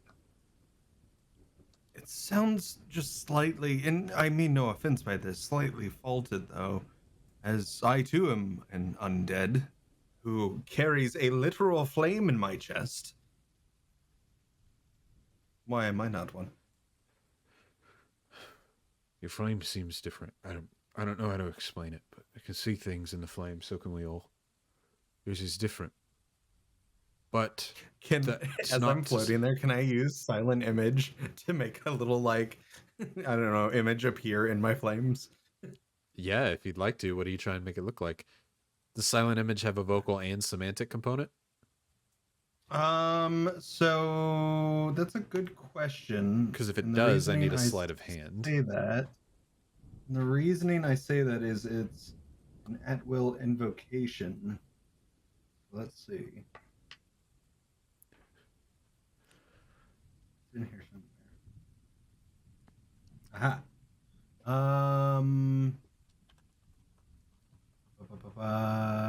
Silent image. Can you let me see it? It does. But doesn't the invocation say you can cast the spell without requiring material components? Would that count for? You still have vocal Verbal and semantic? semantic. Materials. Yeah, okay. so it would still be it would still be verbal and semantic. So you can, yeah. but you're literally floating in a room and calling attention to it. If you would like to, it will be a very, very hard sell, and you're aware of it. I don't have faith in the natural 20, so I'm just gonna say, and I have flames too. Also, people are correcting me, saying it's somatic, not semantic. That's just semantics, but GFY. I'll A take very good one, and I love it, but I'll take it. So you can do that, but you are well No. aware that you are floating, and all angles of you are currently being observed. Nah, instead I'll just use my silent image to make a chair appear under me, Sit so I can in the float air. and sit. Yeah. Your flame's different. I don't know. It's not like his. You have a fire, but it's something. I don't know how to explain it. You can drink water from a lake or a river, but you can't drink water from an ocean. Do you know what I mean? I can. You yes, can. it's salt water. Right. Why would? It's different water, but it's water. Oh. Yes, but it's salt water, though. Everybody Right, knows you can't drink right. from an ocean. Exactly. It's water, but it's different. Yeah. Totally different tangent, though. I am still having a hard time with the fact that you burn literal families, living families at that, not even undead ones, just living families alive, just because they reside in these towns where a plague might possibly be. That's that. where I'm having time with. You like ask them to move first or something before you burnt. And then them spread the and plague everything further. there and- No. We I do don't what we know. have to. Have you been burnt? He holds up his hand with the symbol. I'm protected from the plague from his flame. The Lord of Flames protects me. Have you guys just considered wearing masks or something? I heard that helps. Wait a second. We don't have the production capacity. We've tried. We just can't. There's not Would- enough gnomes around. It's the very start of it. Would that now mean you're willing to kill the two living people in our party because they have had, some sort of, they've been in this town now that you've burned? This is not any sort of corruption that spreads without someone being alive, and we've burned everyone here. But to your That earlier you know of. agreed, we're pretty thorough searchers. But to your earlier question, we cannot just send them off elsewhere. Because then, if they'd have it and are unknowing, they could spread it elsewhere. Could be the end of everything. So, Is there a way to like test them or something? we've Like tried. surely the only solution isn't that you just burn everyone. It's the only solution that works every time. And it's slowed the spread of this. Otherwise, this would have already taken over half of the continent. What is the plague? Like, what happens? First, your skin will start peeling right off your bones. There'll be nothing but muscle and bone moving around. And then you'll become a ghoul. You may have seen some on your travels. Start attacking people, spreading the plague that way. But if it infects you, you stop breathing it out. People can take it in and get Is sick. that guy in the tree a ghoul? Who? Emma looks down to ask the group. The man growing in the tree. Oh, Just wanted apples. He seemed like a ghoul. A nice ghoul. He just wanted to eat apples. Did he speak? Yeah. Must not have been of the same plague then. They've never That's spoken. good because we set him free. Mm-hmm. So we did good. I don't prefer the undead walk around. I mean, no offense to you. Obviously, you have some sort of sentience of your own, just like me. But, I mean, I do take offense, but thank you. but Yeah, usually if you have to say no offense, you're usually going to offend somebody. I'm Just heads probably up. going to offend. I understand that. But it's only because it's hard for us to tell what's come from the plague and what's not. You make it difficult to do our jobs. It's not my fault. I agree. But it's hard to deal with. So if I was just walking around in a town and you saw me, you would just outright burn me. If you were in a town with a plague spreading, yes, to save you and others. I So mean, no ifs, ands, questions, anything like that. You would just ignite me in fire. To be fair, Emma, it sounds like they would also burn me and Ashrin We would. and Ordeal and Exie. Negative. And Ritter. We I wouldn't, don't like this. we wouldn't have This to burn sounds like- XC. This sounds like a typical war scenario. These people are at war, and when at war, situations arise that do not make normal sense. Who does the fire tell you to do this, or do you decide this on your own to burn everything? The fire tells us we have to do what it says, and it's worked. We've saved countless lives. what does the fire say about people who want to leave? If they're in a town that's already got the plague, can't let them. They could have the plague and spread it elsewhere. And what does the fire say about people who want to leave you, the group? Are you asking if you can go free? Not me, I'm talking about others who've probably requested the same thing. We have no quarrel with you all. We would very much like you to be able to come with us, pointing to Ordeal. But you can leave. You're not plague touched. You haven't been to this town. Not that we've seen. We've been here for 2 days. I found you in the forest. So what you're telling me is that no one's ever wanted to leave you or your group? I haven't said that. We've come across many people. We have to trade for goods and survive out here in this harsh land just like others.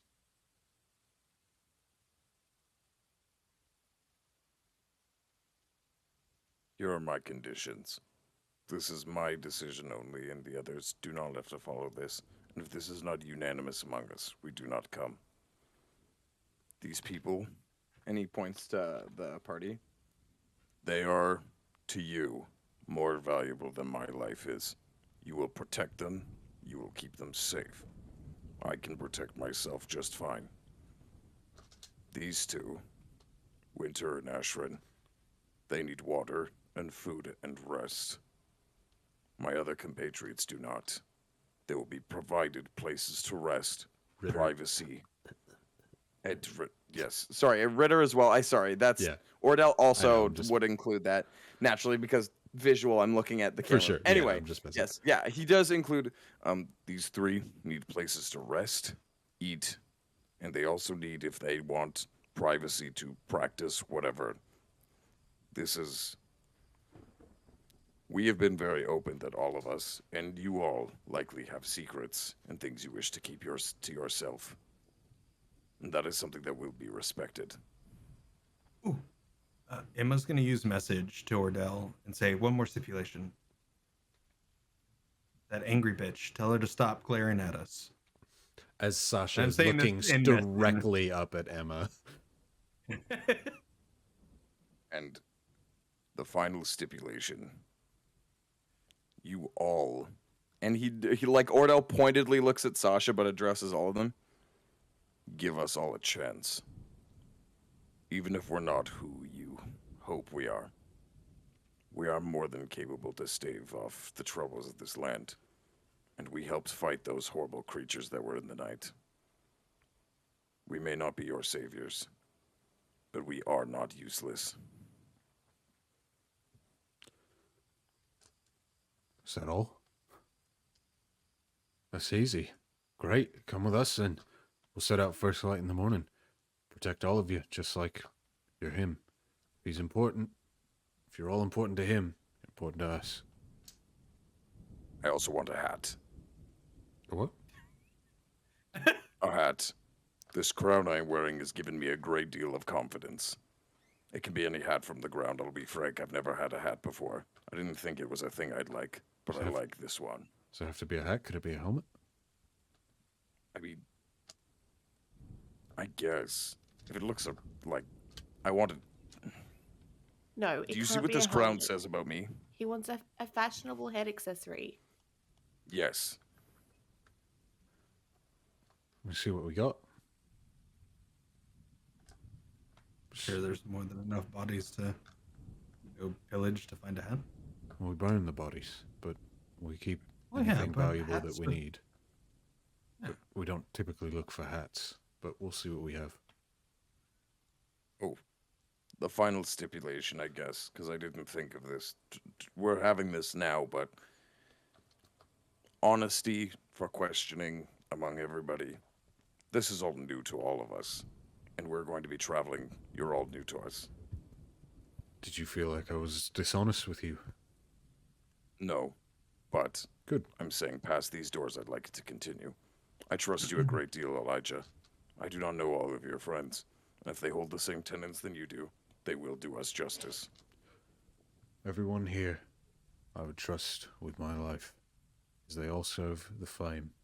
I respect that if you would do the same with yours, then we have nothing but a beautiful partnership going forward. Let me get you to Cavity.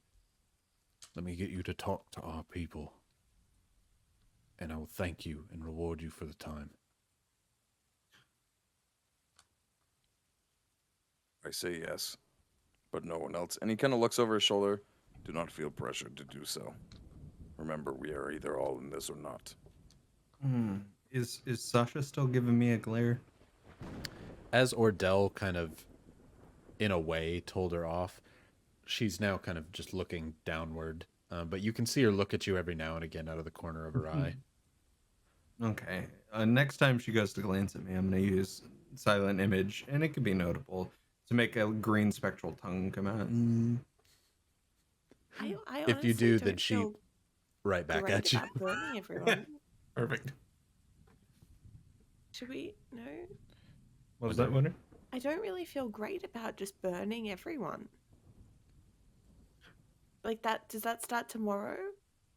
I like to burn specific people. It makes burning less fun if you just burn everyone. You know, like it takes the sparkle off it. She does have a point. I don't like to do it at all. We have to do it. I mean, you all don't have clerics that can fix plagues and things? Is it just, are you just Not this. people with large weapons? We have clerics. You met Medi and Coax. They also just burnt me. They healed you, did they not? Sort of. Yeah. Well, good. It was a 50-50 shot. She either was Everything's a going to burn 50-50 alive shot. or... That's not how statistics work, my friend. What do you mean? It's not how it works. There's a 50-50 shot if I hold this chicken leg up, that if I drop it, it's either going to fall to the table or float upwards. That is What? not true. There is not a 50-50 chance of that. Yes, it is. Watch. I cast levitate on the pen. Yes. I'm going to come crashing down to the floor. On the chicken. On the chicken part. As the chicken now floats, Emma ah! falls to the ground. She falls slowly to the ground. Okay. But notices herself begin to fall downwards as the chicken leg floats. She goes, "Okay, it's never worked like that before. Normally it does fall, but see." Oh, so yeah, that was a 50-50. I saw the surprise on your face. That was Exactly. not a 50-50 reaction. It happened this way this time. No, it happens the other, half and half. Drop 2 other chicken legs right now. Okay. Drop them. Drops them. They both fall to the ground. See, those did. Yeah, so that's 1/3 so far. Keep dropping some more. Tell me which part of this logic you're not understanding. It's either it happens or it doesn't, and it's keep happening. So you know. They That is keep not how this falling because there is almost 100% chance they will fall. No, there's. You saw the one float. Just because one thing happens doesn't mean it's going to happen in other circumstances. Are we at risk of starvation? Why do you keep dropping all of this perfectly good food on the floor? He's dropping them on the table. To be fair. Like to think No, no, Ashrin's it's trying the to reach floor for now. them. Actually, I like just that Yeah, he keeps dropping them on the floor, taking them off. Look, see. Xy's eyes meet up with the other 2 warforged, and you see the slightest of shaken heads to each other. Their mouths open, but there's no lips to read. But you're certain that they, in a 1 on the volume meter, say biologicals with you. Elijah, I just have one last question for you. Are you literate? Just ask someone if they're literate. I mean, that's a fair question. This is a time where, like, Can we're read? out in an abandoned wasteland. You can. No. I was a Can't. farmhand before this. Never needed to learn. I was going to get you a book about statistics, but it seems like that would fall upon I mean, blind eyes. if you gave it to him, there's a 50-50 chance he'd be able to read it. Damn it! I was thinking the same thing, Brie. Are we going with them or not? Because this bit has gone on for a Because little this is while. making me not wanna. Let me tell you. It seems like we're going with them, right? If everything is a 50-50 right now, I'm gonna flip a coin every time I do anything. Should try it, I have one more question. of course. I'm just wondering, so you were a farmhand before? Mm-hmm. And everyone else? A few kind of slowly start raising their hands. Taylor, Smith, just going down a list of professions. A few Smiths, seemingly more Smiths in the group than the rest. All blessed by fire in order to join? Sasha kind of speaks up. All of us see it in the flame and we're called here. This is the first time we've worked together. It's the first time we've done anything together. We just got off the boat here a while ago. A few days. Oh. What boat? We took a boat from Egron to come here to aid out in Cavity.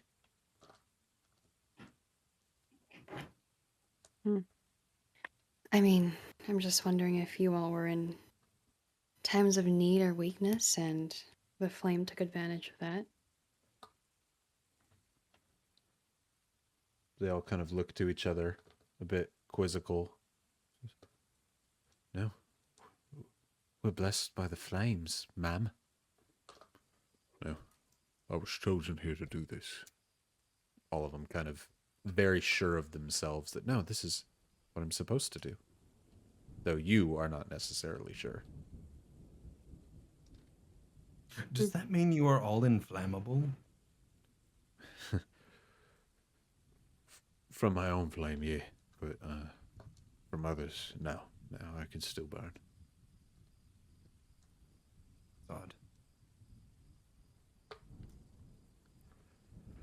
But A lot of strange questions. we hope to be Strange. one day a leader. They speak stories about how he walked right out of a burning building. Lit the whole thing on fire, went in, called the family inside, and walked out still aflame.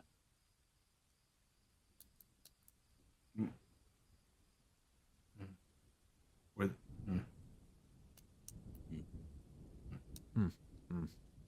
Well, once again, you my can see answer- Emma wants to say something. But... my answer is yes. And the rest of you?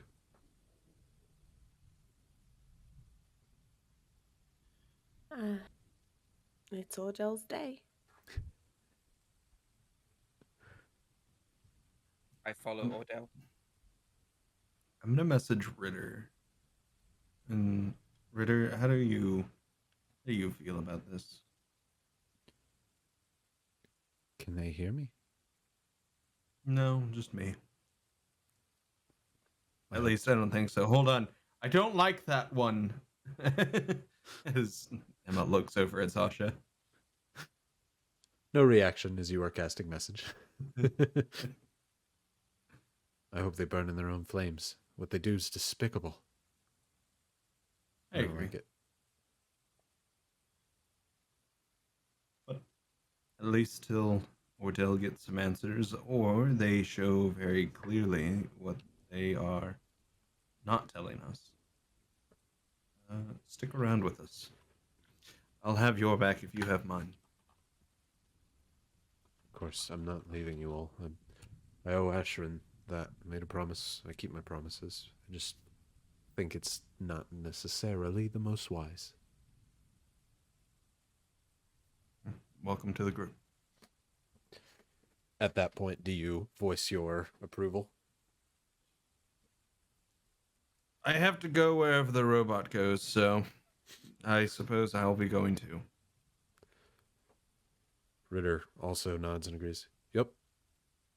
Leaving Asherin. As the was whole room looking- stares. I was looking to Ritter because I know we both have the same idea of not trusting and just taking them for the resources and go, but with him saying yes. Yeah. Yes. It's settled then. We ride to Cavity in the morning. We'll burn this place, set fire to the cellar, and we'll head out. Get some rest here. We'll all sleep. Please. He takes the chicken up off the floor and sets it back onto the table, kind of like wiping off any sort of dirt that may have been on it with his hands, but it's obviously not going to be the most clean. Eat. We won't bother you. We'll get our packs and get to sleep. In the morning, Perfect. head out.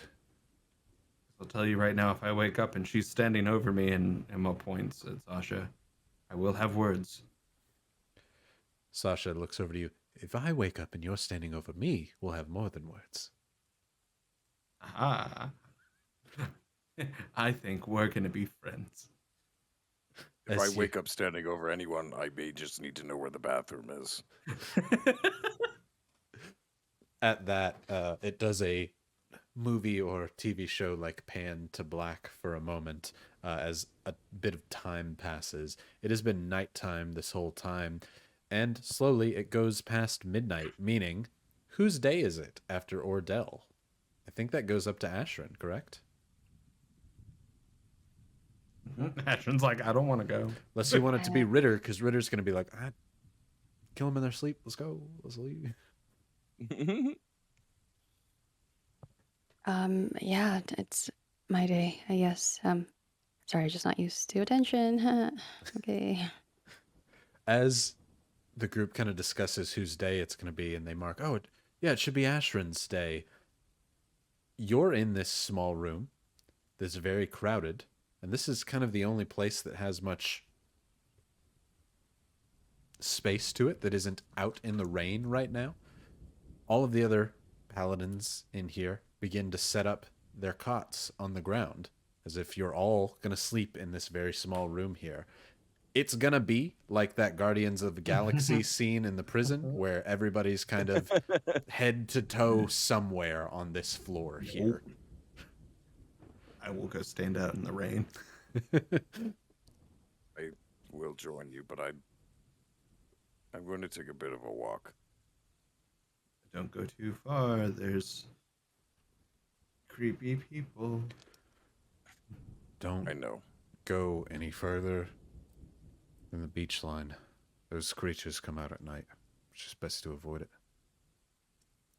Do you want just somebody going to to go go. with you? We will have all of us go with you if you'd like.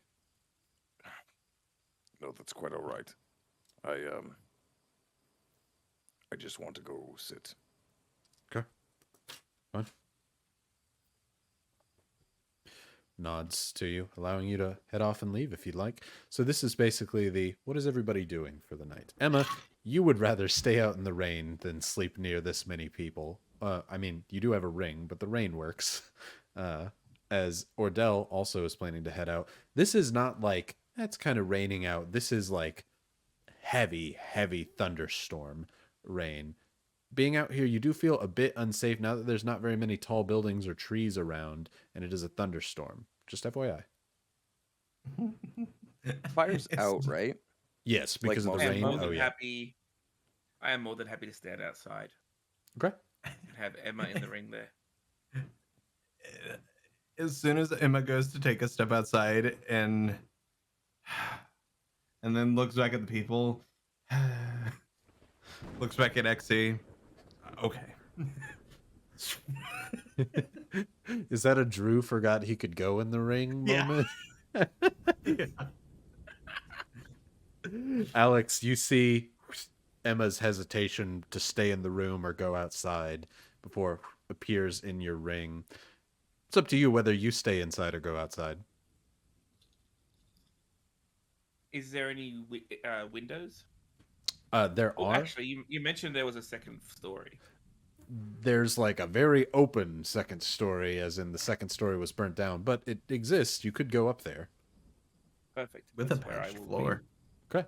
XC, you go up the stairs to the door that leads out to the nothing, but it is a floor up at the top where Winter and Ashrin, who are still inside, can hear the heavy metallic footsteps of XC as he walks across the second story in the rain and lays down. Because of his heavy metallic frame, in doing so, the wood kind of bows underneath, and you see a few drops of water now entering in under where XC lays down and perches. XC, I'm assuming you're overwatching this location for the night? I'll make some ammo and then I'll overwatch, yes. It will be hard to make ammo in the rain if you're outside looking for a forge.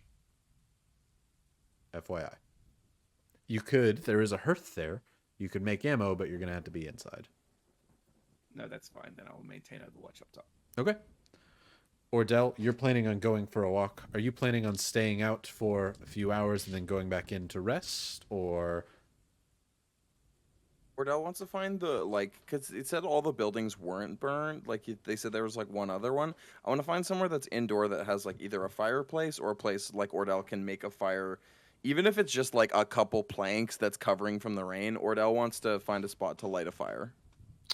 There is... The only other building that you recall is the one that had the cellar in it. Even the building there was pretty much burned down, but the cellar door was there. If you'd like to return there to try and go inside somewhere, you can. Yeah, that's where Ordell will go then. Okay. Ordeal, as you walk over, you notice that the cellar door now has a lock on it. A small, just kind of keyed lock, a little wrought iron lock, but it's meant to keep it closed. And you don't have a key. You hear the loud crack of thunder nearby, realizing you should either get in there or get in somewhere to feel a little safer.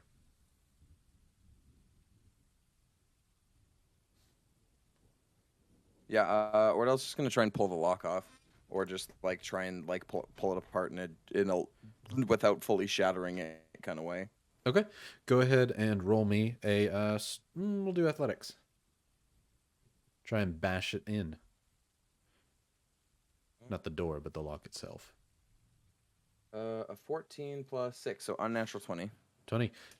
This is a solid, heavy, well-built lock, but you still have some strength to you. Though your constitution hasn't quite fully regained itself, you can muster up strength when needed. And so you take one boot and just with the bottom heel and just slam into this lock. You don't actually break the lock so much as the mechanism just dislocates itself long enough to open itself, and you're able to pry the wrought iron lock off of this doorway if you like to go back down in. Yeah, Ordeal does. Cool. You take the lock off, open the doors, and pull them closed behind you, and kind of shake yourself off and clean and walk down the steps. It's very, very dark in here right now. There's no light lit, but you have a torch, right? Yep. You have flint and tinder? Yep. Cool. Part of my explorers thing. Yeah, I just like light up a torch, and then I'm gonna try and find either a fireplace or just an area that's like dry enough that I could set up like a small makeshift campfire. As you light the torch, you can see the room again, and now the room isn't exactly as you left it from before. The man with one leg that was there on the table now lays with skin peeled back and muscle and bone ripped open, a small, almost surgical-like circle in its skull, as if they've been doing some sort of experiment or something upon its body. Noted. Blood in buckets line this table upon the side.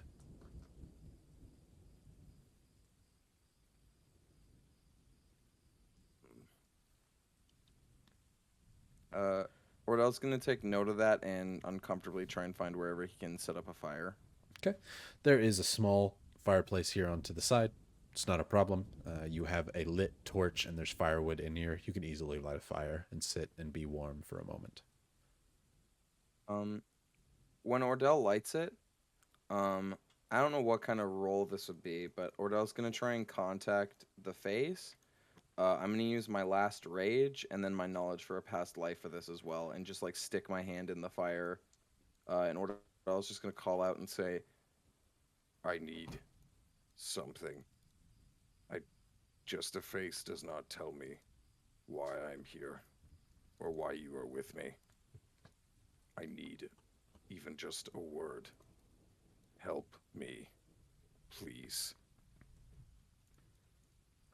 Your tattoos begin to glow as you light the fire, and you place your hand outwards towards it, feeling the heat from it. We're going to treat this like a cleric trying to speak to their god, so go ahead and roll me a percentile roll.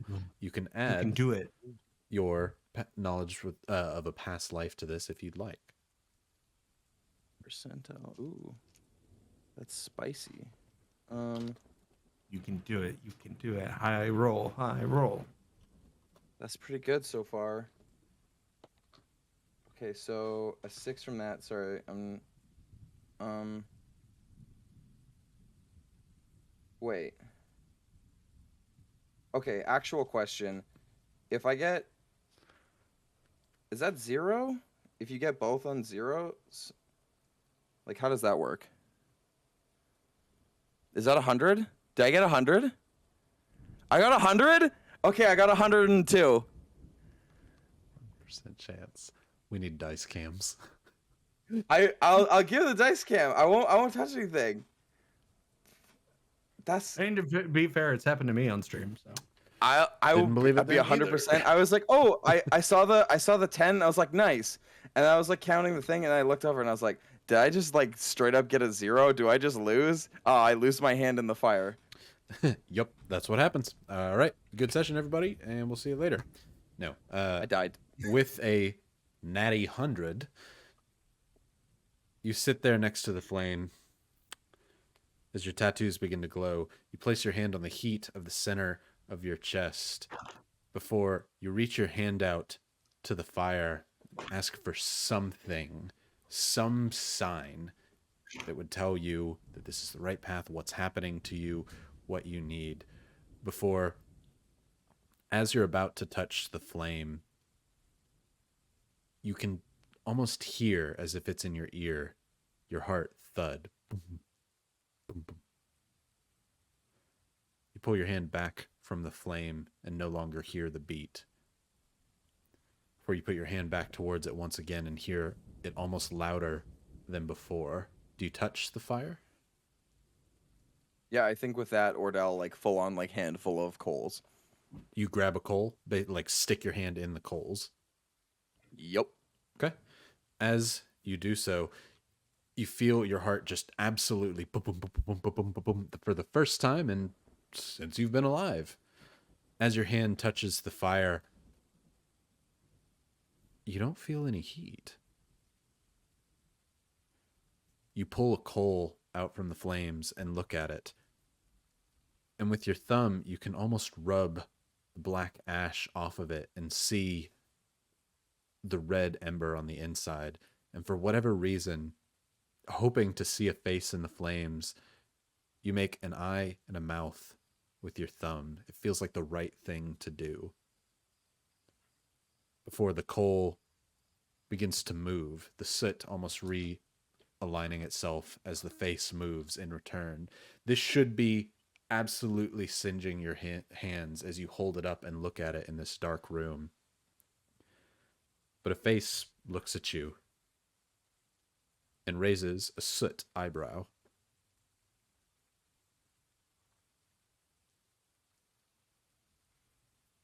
Who are you?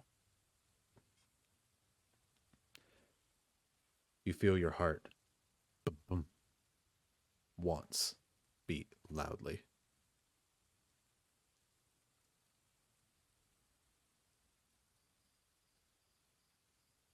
Who am I? The face shakes in your hand. You're now holding it almost against your own will like a puppet in your hand. As you stare at it, it begins to feel like you're looking at a person. You shake it back and forth involuntarily. It shakes its head as if it doesn't know.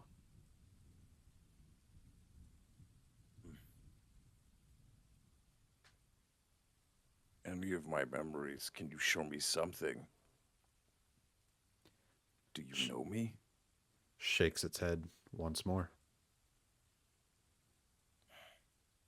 But you hear, in a whisper from the coal, as if a fire crackling behind you makes the very voice itself, hot steam coming from the coal.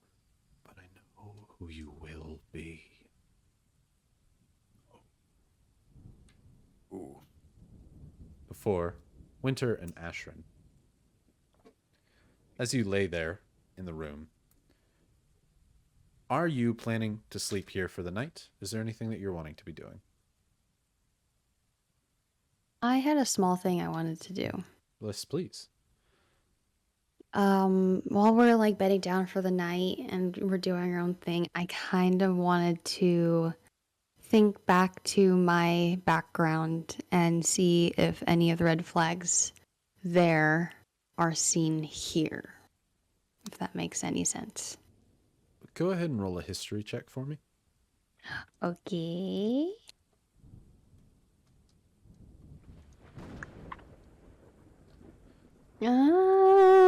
That is a 14. 14.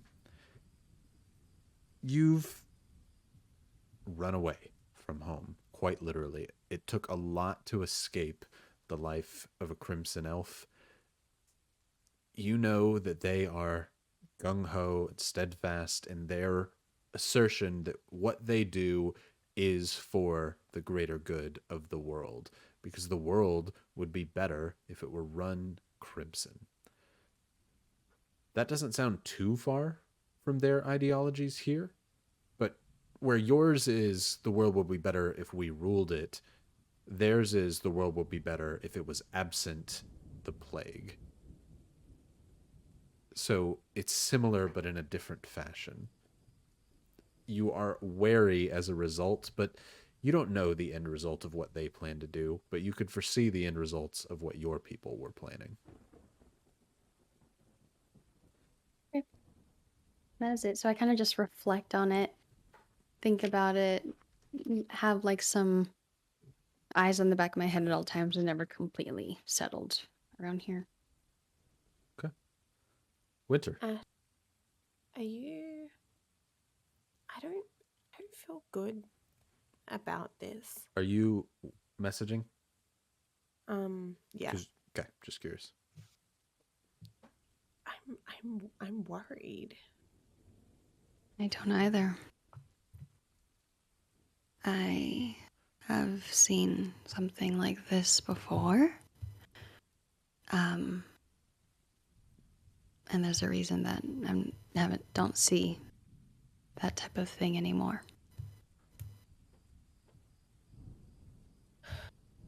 I don't want to take anything away from Ordeal. I think it's important that we see this through as much as we can, but I don't think we should let our guards down. Oh no, definitely not. They have their belief, and you saw how they acted even with Ritter. Taking a little stab sounds like a bit much, but it was a little stab at Ordeal, and they almost went berserk on us, so I feel like there's a very fine line between us and them, and if that line is crossed, it'll be over. Okay. I think that we should keep speaking to Ritter and keep seeking his counsel and let him know that we are listening to him. I agree. He wouldn't have survived out here for this long if he didn't have good intuition. Is it safe for us to sleep right now? They're not going to I- burn me again, are they? I think as long as we have Ordeal, we should be okay. Okay. Where's Ritter sleeping? Everybody is setting up beds. Are you two also setting up beds here, planning to stay and sleep here in this house, or go out in the rain somewhere? Oh, I'm not getting wet. Yeah. Is Ritter setting up a bed in here as well? He is. If everybody is here, he's going to plan to do it. Mostly he doesn't want to leave the group here with them unattended. So Ritter is also setting up his sleeping bag nearby to try and... Y'all are kind of on one side of the house and they're near the other, but still you're very, very close to the others. I'll set up here. You, mentally let Ritter know what we just said right now. Mm-hmm. Okay. I check in with Ritter and let him know that we got his back. Thank you. I'm gonna keep eyes open here. Don't quite trust them yet. Should we sleep in shifts? We haven't really had to do that before. I think XC and Emma normally handle that, but they're upstairs, so get some rest. I'll keep watch tonight. Ordeal will be back and we can trade off at some point. Oh, Winter Queen, that has been a thing, but you're the only one that needs the 8. I only need 4, so I guess it just came naturally for me anyway. So, Ritter, I'll be up in 4. Sounds good. Ritter, you're Oh. a person, right? Like a human person. I am a person. Like me. Like a human. Yes, I'm human. Yeah. So like you get down with the sleep as well, right? I don't think I've had a full 8 hours of sleep in a long time, but keeping watch Oh. and just being able to rest for a moment is pretty good for me as well. Well, why don't I stay up and you can have a sleep? I'm fine. Seriously. You get some sleep. You have had a very long day. You don't have to tell Winter twice. She's like Okay. yeah, like, almost immediately asleep. As oh my god, Winter, you can't just ask someone if they're a person. As You all hear the door close to the upstairs area one more time as XC, you hear the door close nearby and see the two warforged that you were conversing with earlier come out in the rain with you. Blue secrets. Hello? Why are you here? It's raining. Come inside. Why are you here? It's raining. Go inside. To tell you to come inside. As you know, I have been programmed, and I am a warforged. This weather does not affect me. And I am a cleric. I worry for your health. Are you sure you're unaffected? What is this worry you speak of? You're covered in rust. It is raining. Those are two different premises. You are correct. If you'd like, I could burn the rust off. Not here, obviously. It's raining, but I could help. The rust assists with my ability to perform my duties. Acceptable. Then I will go back in. I just wanted to check. Thank you. One more question before you leave. Yes? On what level of autonomy are you? Full. The flame grants us this. Then why are you here? Because we want to help the flame to give back. To give back? The flame has given us so much, given us full autonomy. We can only serve it in thanks. Then I fear you do not have full autonomy, as you are still serving. Serving by choice, but I understand. Have a great night. You as well. And turns around. All this, again, 20 seconds in the rain before Winter. You hear the door close as you're trying to sleep before you think, wait, did somebody go out with XC? Before you hear it basically close again and see the robots and the Warforged come back down. As Ordeal, you look to the coal and ponder its words, as I think that is a good place to stop for the night, as everyone's going to get their rest in some way, shape, or form, and Ordeal can think upon what he's heard. And we'll stop right there. Thank you, everybody, for watching. We'll be back next week with a 10-episode recap from someone, and we'll also be having a super awesome giveaway from one of the Moonbeam Menagerie folks, Serenity. She's awesome and going to be providing some really cool dice with us. So thank you, everybody. And yeah, that was super fun. And I've been really enjoying looking at the moral debate of this cult. I don't know why you guys are getting cult vibes, personally. I don't see it, but I'm enjoying the moral debate of their Let cleansing. the flame cleanse them all. Also, this episode's doodles are already up, wham, on the Discord. Everybody Wahoo. check out the doodles. I forgot to put last week's doodles up today for you all to see on stream, so we'll do that next week. We may even have all the doodles up for the 10-episode recap while we talk about it, so that would be fun. Awesome. Thank you, everybody. Hope you all have a great night. Bye. Bye. I love you.